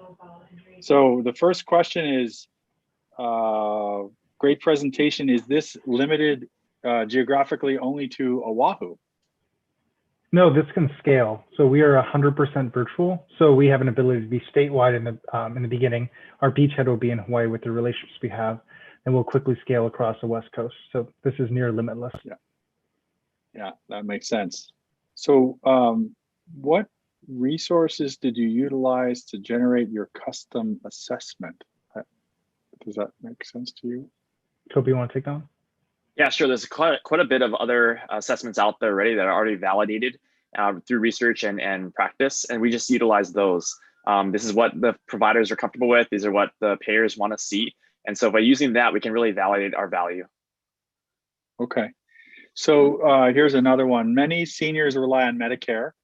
And how will your product be covered with regards to insurance, as many seniors are on fixed incomes? Yeah, so we will be a bundled package with the Medicare Advantage product. So this will be no incremental cost to the senior, but be included in the plan similar to Silver Sneakers, which is very widespread in the Medicare space. I see. And that's something that's covered, I guess. 100% covered. Yeah. So no, Yeah. no additional cost to the senior who's on a fixed income. I see. Yeah. Yeah. Okay, great. And then here's an interesting question. Why only seniors? It's really it's a huge opportunity from a financial piece as well as the human impact. We have a growing and aging of the baby boomers, and we have a way to kind of support them live healthier lives and age in place, supporting them to live at home and independently. It's the right thing to do from an emotional perspective. It's a huge area of innovation in healthcare, and there's a large opportunity, and the nature and structure of Medicare Advantage provides a strong financial incentive to innovate in this space. Right, right. So do you have any difficulties working with insurance companies and receiving payments for your services?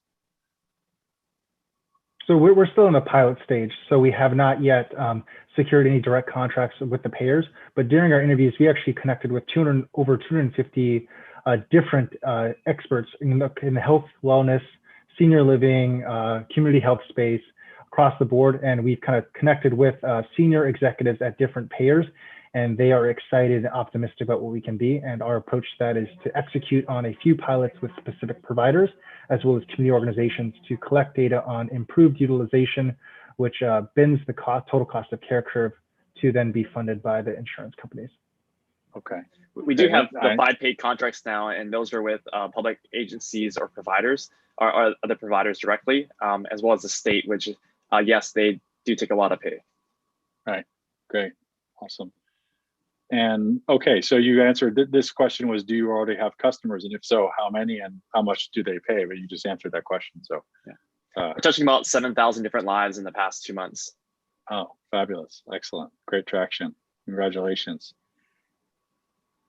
So this is an interesting question. So what research have you done with regard to the expectations of seniors and their use of technology? I know that if it was my father-in-law, there's like no chance. So yeah.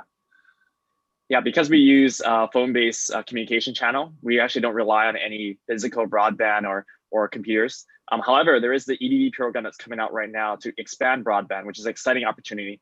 We actually have a contract with the state to expand this, which we're really excited about.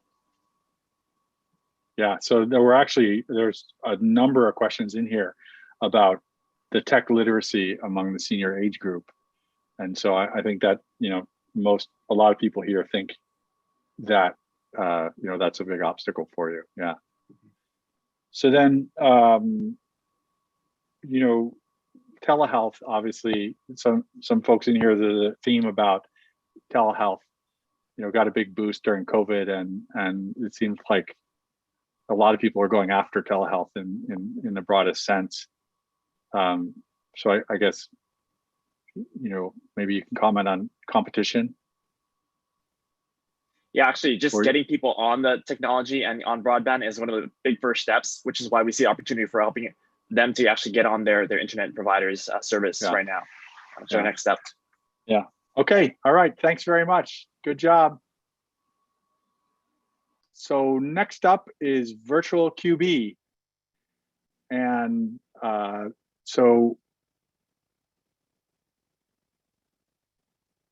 okay, wait a minute. I am missing some information here. Okay, here we go. Am I doing it in the right order? Virtual QB? Okay. So that team is Franz Adam and Michael Mabry. Sorry, Peter, it should be SipSea. Oh, sorry. Okay. So next up is SipSea, and that team is Adrienne Reef-Snyder and Kona Keist O'Donovan. And their coach is Nabil El Dughalib of Humpback Ventures.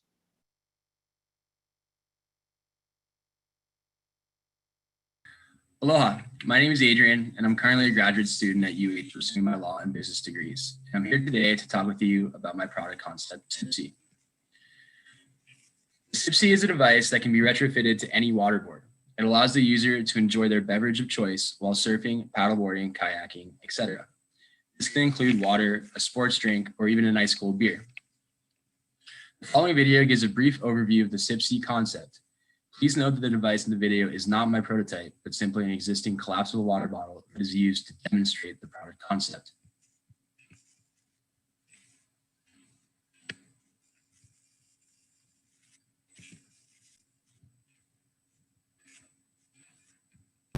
Aloha, my name is Adrian. I'm a student at UH.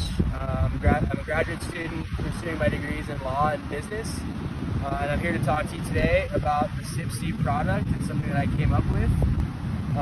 So a little bit of background, I've been surfing for about 6 years now.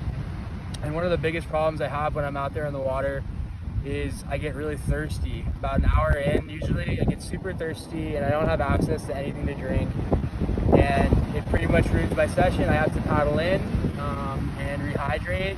And then sometimes I still have the energy to go back out, but a lot of times I don't, and I just have to call it. So this is a problem that was occurring pretty frequently for me. I also noticed it's occurring a lot for other people out there in the lineup as well. Surfers, paddlers, kite surfers, bodyboarders, pretty much anybody who's participating in water sports has this kind of ironic problem, right? Like lack of water, lack of access to water while you're out on the water. So I wanted to come up with a solution to this problem that seemed to be pretty universal, and I came up with this product. So basically it's just a device that you can retrofitably attach to any waterboard. It attaches with a waterproof adhesive, and it's collapsible, so you can actually break it down. You can build it up, screw it off, fill it with water, take a sip as you go. Once you're done, you can collapse it all the way, and then you're good to go. The great thing about this is that it doesn't actually affect riding performance. So you can enjoy your water while also enjoying the waves out there. So a quick little demonstration, basically it pops up, and then when you're all done, it goes right in like that, and you're good to go. So thanks for letting me share that with you today, and have a great day. Aloha.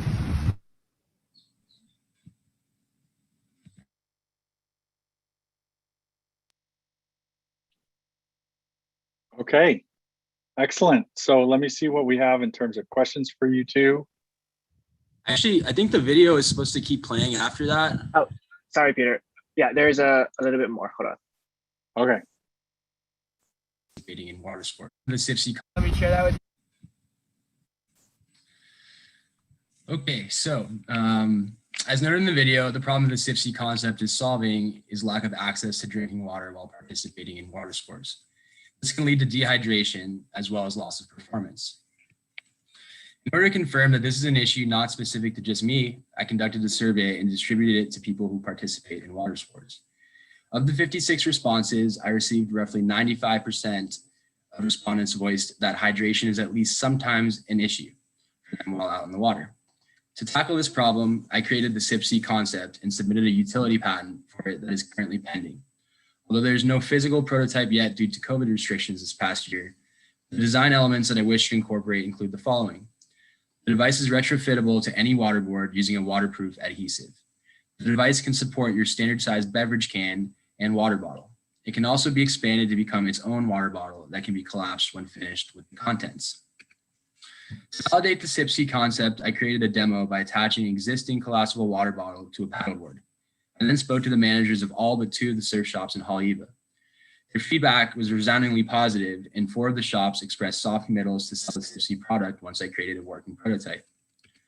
Additionally, the survey I conducted showed that 98% of respondents would find the SipSea product at least somewhat useful.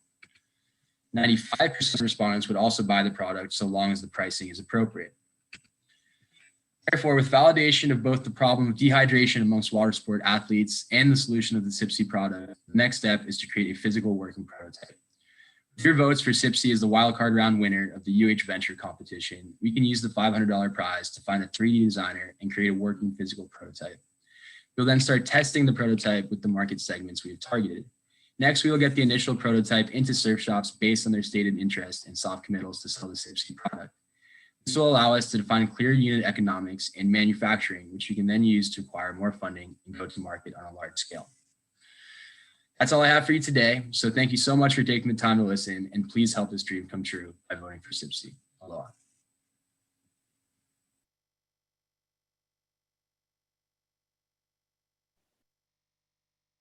Okay, there you go. Sorry about that. Didn't mean to cut that off. I'm glad you got through the rest. So now we can go to audience Q&A. So let's see, we have some questions coming in for you two. So for a lot of people who are into water sports, environmental impact is a huge concern. So I guess that begs the question, is your product environmentally friendly? So we don't have a physical working prototype yet, but that's absolutely a part of the plan. We're hoping to not use plastic, however, that might be unavoidable, but we're looking at into like a rubberized material. That way, there's no potential for liability for injury. It would be soft and supple. That way, you know, if anything happened, it wouldn't cause injury. And given the design of the adhesive, we don't anticipate there any sort of dismount and causing there to be any pollution in the oceans. Okay, right. I think there's a number of questions here that indicate that there's some confusion about the function of the product. So it's not filtering ocean water into drinking water or at all. It's a water bottle. It's holding drinking water, right? Right. There's no filtration. Right. Yeah. So talking with people and trying to figure out what the best design would be. The concept is to have it be mounted so that you can the diameter of which it would kind of like function as a koozie, but it could also be its own water bottle and then attach a cap and a lid. That way, yeah. If you didn't want to use like a big bulky hydro flask, you could just use this sort of lightweight option, and then that way, when you finish drinking, you can collapse it, and it's not really going to impact your performance while you're out in the water. So there are some questions about how it attaches and its removability. So presumably you take it off when you're done with it. You can clean it out, put it back on, so forth. So I'm assuming that that's part of the design. And then, but what one question was, what's the benefit of the collapsibility? Is that has something to do with, so it doesn't interfere with your surf session, or I'm not quite sure I understand that. Yeah, exactly. I think that's just sort of to, so it doesn't get in the way. Have it there when you need it, and then once you're kind of finished drinking out of it, you can collapse it, and that way it's just kind of, it's not getting in the way. Ability or the functionality of your paddling. Right. And so there seems to be a lot of questions about like the aesthetics of having something like this attached, to your board when you're surfing, and whether surfers are, would accept something like this. I don't know if it sounds like you did a lot of customer research, so I don't know if what kind of feedback you can talk about whether people said, hey, I don't want something like that on my board, or Yeah, absolutely. So, I mean, the collapsibility aspect is part of that aesthetic, just keep it out of sight, out of mind as much as possible. However, it's important to remember that we're really targeting beginners, beginning surfers or paddleboarders, people who are really in it just for the recreational aspect. You're not really going after like high performance or surfing big waves on this. This is really meant for longboards, paddleboards, beginners who are just trying to enjoy the experience out in the water. Right. What we found was, the more high performance surfers, the aesthetic impacts they weren't really into it. aesthetics, and also because they don't want anything extra on their surfboard that could affect performance. For the beginners who are actually driving, the sport of surfing, the increased marketability of surfing, and they're also more into like the gadgets and accessorizing their experience out in the water. That's the target market we're going after. The people who don't really care about the aesthetics, don't really care about increased performance or high performance, but people who just want to enjoy themselves and stay hydrated while they're out in the water. Yeah. Okay. All right. That makes sense. And just to clarify, because there's a number of people that aren't writing in questions, but are actually writing in points of clarification. So that what you showed in the video isn't the prototype necessarily. You're kind of just showing something, like showing how it would work, right? Yeah, exactly. I mean, in order to go around and create that demonstration, I needed to have something to kind of just a visual so that people understood. Right. All like that. So that's just a collapsible water bottle on the market. But I kind of encapsulated the best that I could find that could encapsulate the key features that I want our prototype to. Okay. So All right. Great. Yeah. Yeah. Thank you. Thank you both. Good job and good luck. All right. So then we have next up, where I jumped the gun before, is Virtual QB, and the team is Franz Adam and Michael Mabry, and the coach is Chris Liu. So we'll watch their video and then we'll ask them some questions. For the next 5 minutes, let's talk about America's favorite sport, football.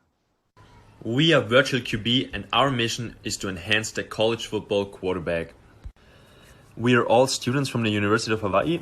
We're all seniors, and hopefully we're all about to graduate this semester. My name is Franz. I'm a computer science major with a software development background.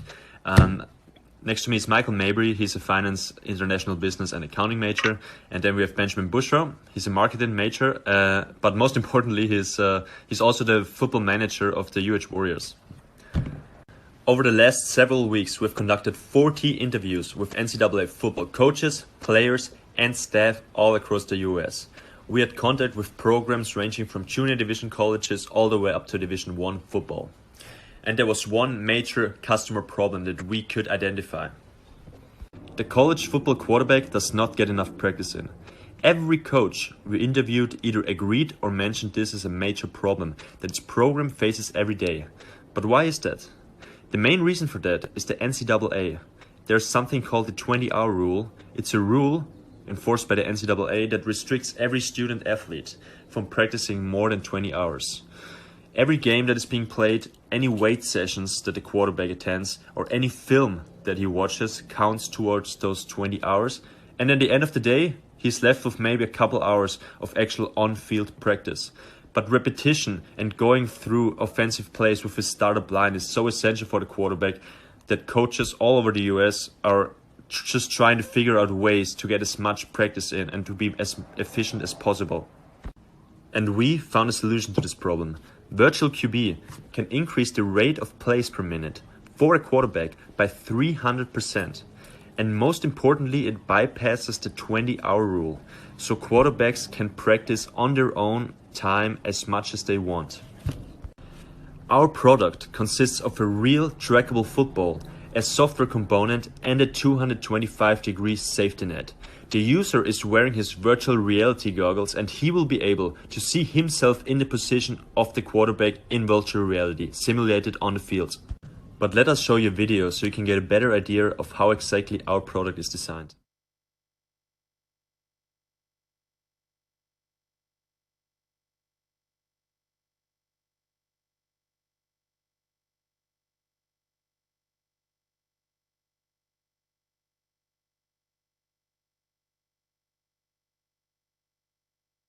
We are working together with the electrical engineering and computer science department at UH, and we are right now in the process of developing our first prototype. There is competition out there, but Virtual QB is the only product that will fill in all the requirements that we, in our customer interviews, identified as being crucial to quarterbacks and coaches. Through our customer interviews, we could identify our target market to be mid-major colleges and high-resource colleges, which make 80% of our market. When we speak about the market, we specifically speak about the money that is available to NCAA football programs for a practice software like Virtual QB.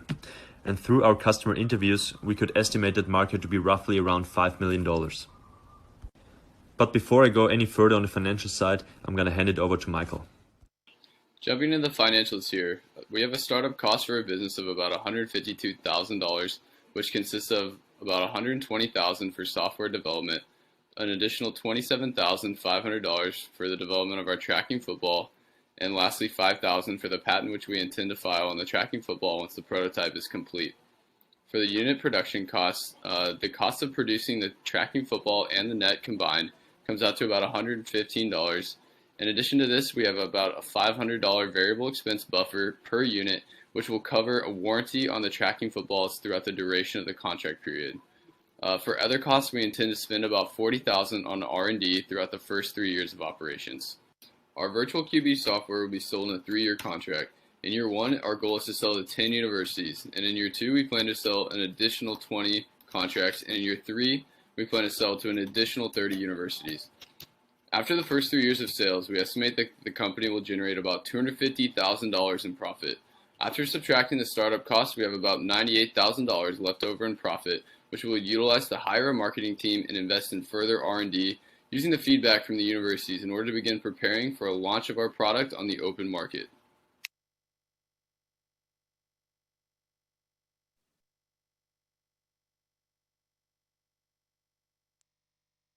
All right, thank you. And let's take some questions from the audience now.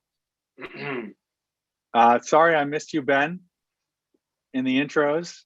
All good. So let's see. So I don't know if this is a comment or a question. I guess it's a question. Seems way better as a video game. Why not go that route and work with a simulator or a video game? Yeah, exactly. It seems much better. So our idea was through our connections as student athletes, our idea was to establish ourselves in the college football market, and then eventually go into the general consumer market with the profit we generated, and then launch it as a practice tool for free agent or for football kids and / video game. So that's our long-term goal. Yes. Okay. So some concerns that maybe the NCAA would end up counting virtual QB towards the 20 hours. Like, is there a risk that they would, like if it was adopted by the quarterbacks, they would say, no, that counts as practice, and then that's absolutely reasonable risk. Yeah. But we of course we can't predict it, but right now virtual QB can be set up at home or anywhere, so you don't have to physically go to a training facility at campus. So it could basically count it as a quarterback stretching at home, because you can set up virtual QB anywhere with right. It. Yeah. So based on that, I think it seems very unreasonable that they would count it towards those practice 20 hours, because you can do it anywhere. You don't have to be on campus. I see. Right. Okay, let me look. They're coming in fast and furious now. So this person is asking, it seems limited financially to only focus on one sport. Have you thought about other sports to increase your target market? We have, although we couldn't identify any other sport that is so repetitive. And also we thought about other sports like tennis and boxing, but we really focused on football right now, because we know there's the biggest market out there. And yes. So there's a couple of questions in here going back to this 20-hour rule. So do you have to actually get some sort of approval from the NCAA to bypass this 20-hour rule? Like, do you have to get approval from them to offer this product, and they say, no, this is okay? Or are there any ethical responsibilities that you have with respect to this and the 20-hour rule? We haven't thought about ethical perspectives, but you don't as an athlete, you don't really care about the 20-hour rule. It's more of it's more of the coaches have to care about, so they have to schedule their practice around it. Any physical training, for example, does not count as a 20-hour rule, and any activity that is done outside on campus by the player himself without the presence of coaches does not count towards those 20 hours. Counts towards those 20 hours. Yeah. Okay. And I guess, so how do you think that for folks that don't really know that much about football, is virtual practice, how helpful is that in terms of, either physical fitness or, hand-eye coordination or whatever? So in terms of our software, visual experience and seeing it is a big thing compared to just going over video or the playbook. The aspect of actually being able to have a football in your hand rather than taking notes and seeing a base defense or protection from your point of view is much more beneficial than having to talk it over and over again. I see. Okay. And then, so there's a question about the NFL and the possibility that the NFL Players Union also has limitations on work hours, I guess. Does that mean that there's perhaps an opportunity in the NFL as well? As far as I'm concerned, the NFL or any other pro team does not have hourly restrictions on how much they can practice. It's just an NCAA thing, because the NCAA tries to preserve the status of amateurism of their students athletes, and it's not just football, it's through the whole NCAA. And this 20-hour rule actually creates a market opportunity for us. So we haven't looked into pro teams, but yeah, based on the 20-hour rule, it actually creates this niche for our product that's only available in the NCAA. Okay. All right. Well, we're done. We're out of time. Well, thank you. Thank you very much. Great job, everybody, all the wildcard teams. That was our last wildcard round team. So thank you and congratulations to all of you. And if you'd like to connect with any of these teams, please reach out directly to them. Feel free to, or feel free to reach out to us and we will connect you. And audience members, now is your chance to choose the winner of this special round. So as you can see on the slide, you can go to sif.ly and use the code, which I'm tired of saying, but I'll say it again, uhvc21, and respond to our poll. And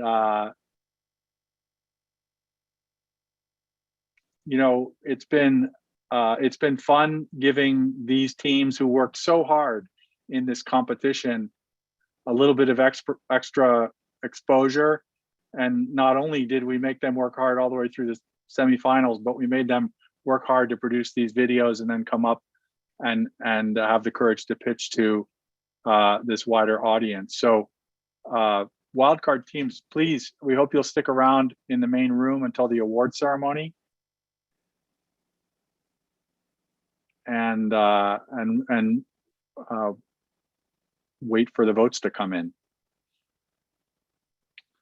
So it's 6:20, and I think what we're going to do now, since we're a little bit ahead of schedule, is take a short break, and well, look at that. I guess we're not. We're going to see the results. Okay, so we are in fact going to take a break. It's 6:21 by my laptop's clock. So we're going to start the awards program promptly. Now it says 6:22. So we're going to start it promptly in 8 minutes, which is 6:30. So please take a quick break, get some coffee if you need it, and join us for the award ceremony at 6:30. Thanks everyone for sticking around so far, and we look forward to presenting the winners in 8-ish minutes. See you in a bit. Okay, we're back. The judges are back and the results are in. My name is Peter Rowan. I'm the executive director at PACE. To kick off the awards ceremony, Please help me welcome my co-host for this event and the Dean of the Shidler College of Business, Vance Rowley. Thank you very much, Peter. Well, it's great to be here. And on behalf of the Shidler College of Business and the University of Hawaii, I would like to welcome everybody to this year's UH Venture Competition. 21st annual competition. It's amazing. I've been here for 17 of them, and I was hugely impressed by the quality of the teams this year. I think it's just getting better and better over time. So congratulate Peter Rowan, the PACE staff, Crystal, Tracy, and Kirk. What a great job you've done. Thank you for all the judges, all the mentors, all the coaches, all the instructors that are making these teams just better and better each year. And students, remember, no matter what the outcome, you should all be very proud of yourselves for making it this far. As you saw today, this has been amazing. What different fields of the science involved in these projects has just been amazing. And this all started with teams from 6 UH campuses, including the neighbor islands, from nearly 30 different fields. So it's just been an incredible event. You know, one of our main sponsors for PACE is American Savings Bank, and no exception this evening. Our title sponsor, in fact, is American Savings Bank, and their sponsorships over the years have really helped us educate just scores of entrepreneurship students. And so we're incredibly grateful for all they do for PACE, Shidler College of Business, and the University of Hawaii. And it gives me great pleasure to introduce our PACE Board Chair and American Savings Bank President and CEO, Rich Wacker. Rich? Thanks a lot, Vance. I appreciate it. It's been a great pleasure to be part of the PACE competitions for so long. Peter, congratulations to you guys as well, and Crystal. You guys continue to make it better and better every year. You know, ASB has been a big sponsor of innovation and entrepreneurship because we fundamentally believe that that's the key to a healthy economy for Hawaii, healthy companies.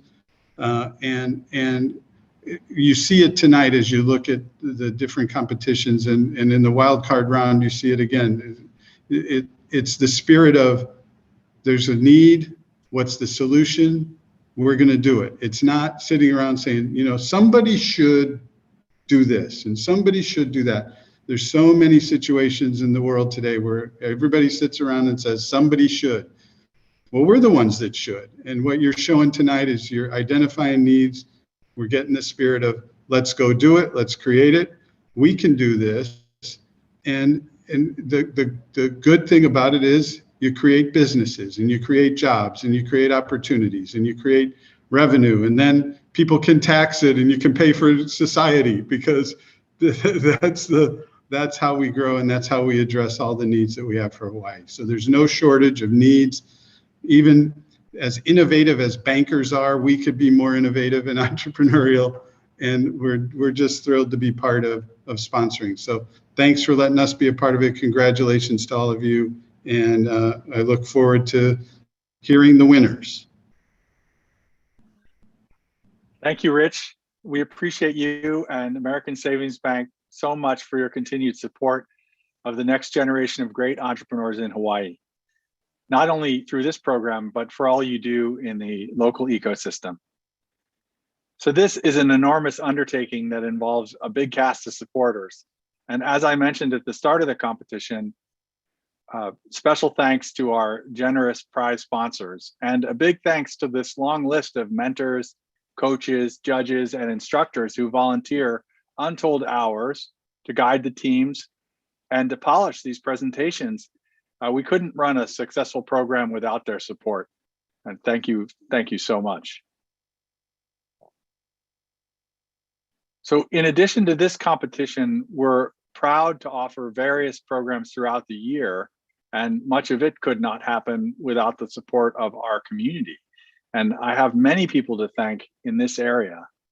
So UH leadership, including President Lassner and the VP of Research and Innovation, Vasilis Sirmos, and the VP of Information Technology, Garrett Yoshimi, who was one of our coaches.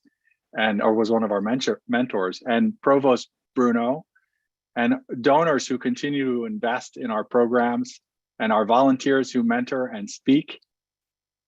And a particularly special thanks to these people who serve as professionals in residence. And these folks come in week after week to mentor our students and offer their experience and wisdom. So one last thing before we announce the winners. I have a great pleasure every year to recognize a special student. And this year is particularly fun. So each year we select one student who has made exceptional contributions to entrepreneurial activities at the university and in our community. And this year, I'm happy to present that Outstanding Entrepreneurship Student of the Year award to Nathan Beck.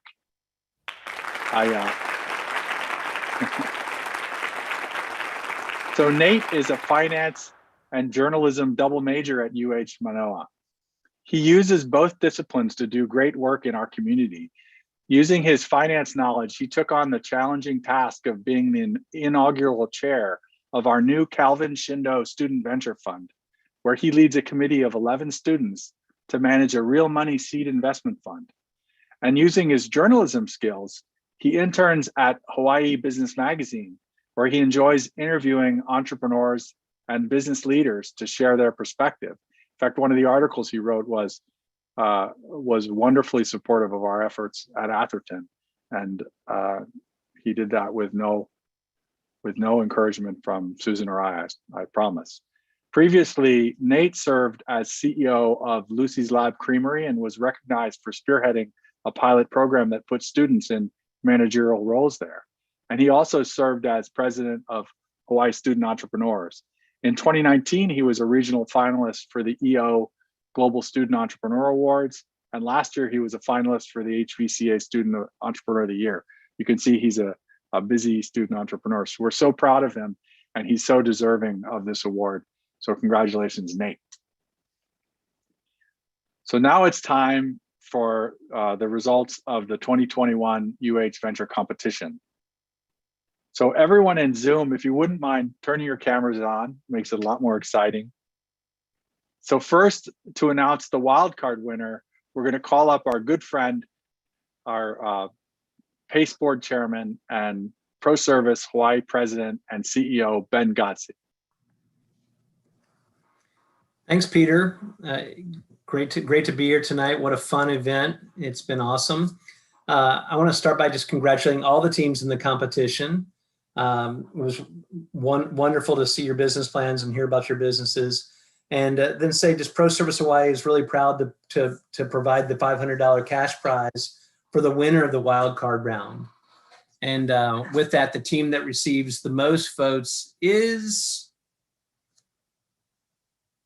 KahuBot, Kelly Huang, Haulani Hu, Samuel Kim, Hollis Tam, and Nicole Yuzan. Congratulations to all of you. Wonderful. Congratulations, KahuBot. Thanks, Ben. So to announce the third place award in honor of pioneer Billy Richardson by HiBeam, I'd like to call up his wife, Leah Hong. We're honored to be able to remember Billy each year in this way for his early commitment to entrepreneurs in Hawaii and for raising venture capital in our state. Leah? Thank you. In third place, the $2,500 cash award in honor of pioneer Billy Richardson by HiBeam, along with thousands more in professional services, goes to Polū Energy, Tate Castillo, and Dr. David Ma. Congratulations. Thank you so much, Leah, and thank you everyone tonight for your support. Very honored to be selected as a finalist, and congratulations to everyone. Thank you for everything. Mahalo. Thank you, Leah. Congratulations, Polū Energy. And now to announce second and first place winners, I'd like to call up Rich again. Great. So I got to make sure I don't mix them up since I have two jobs.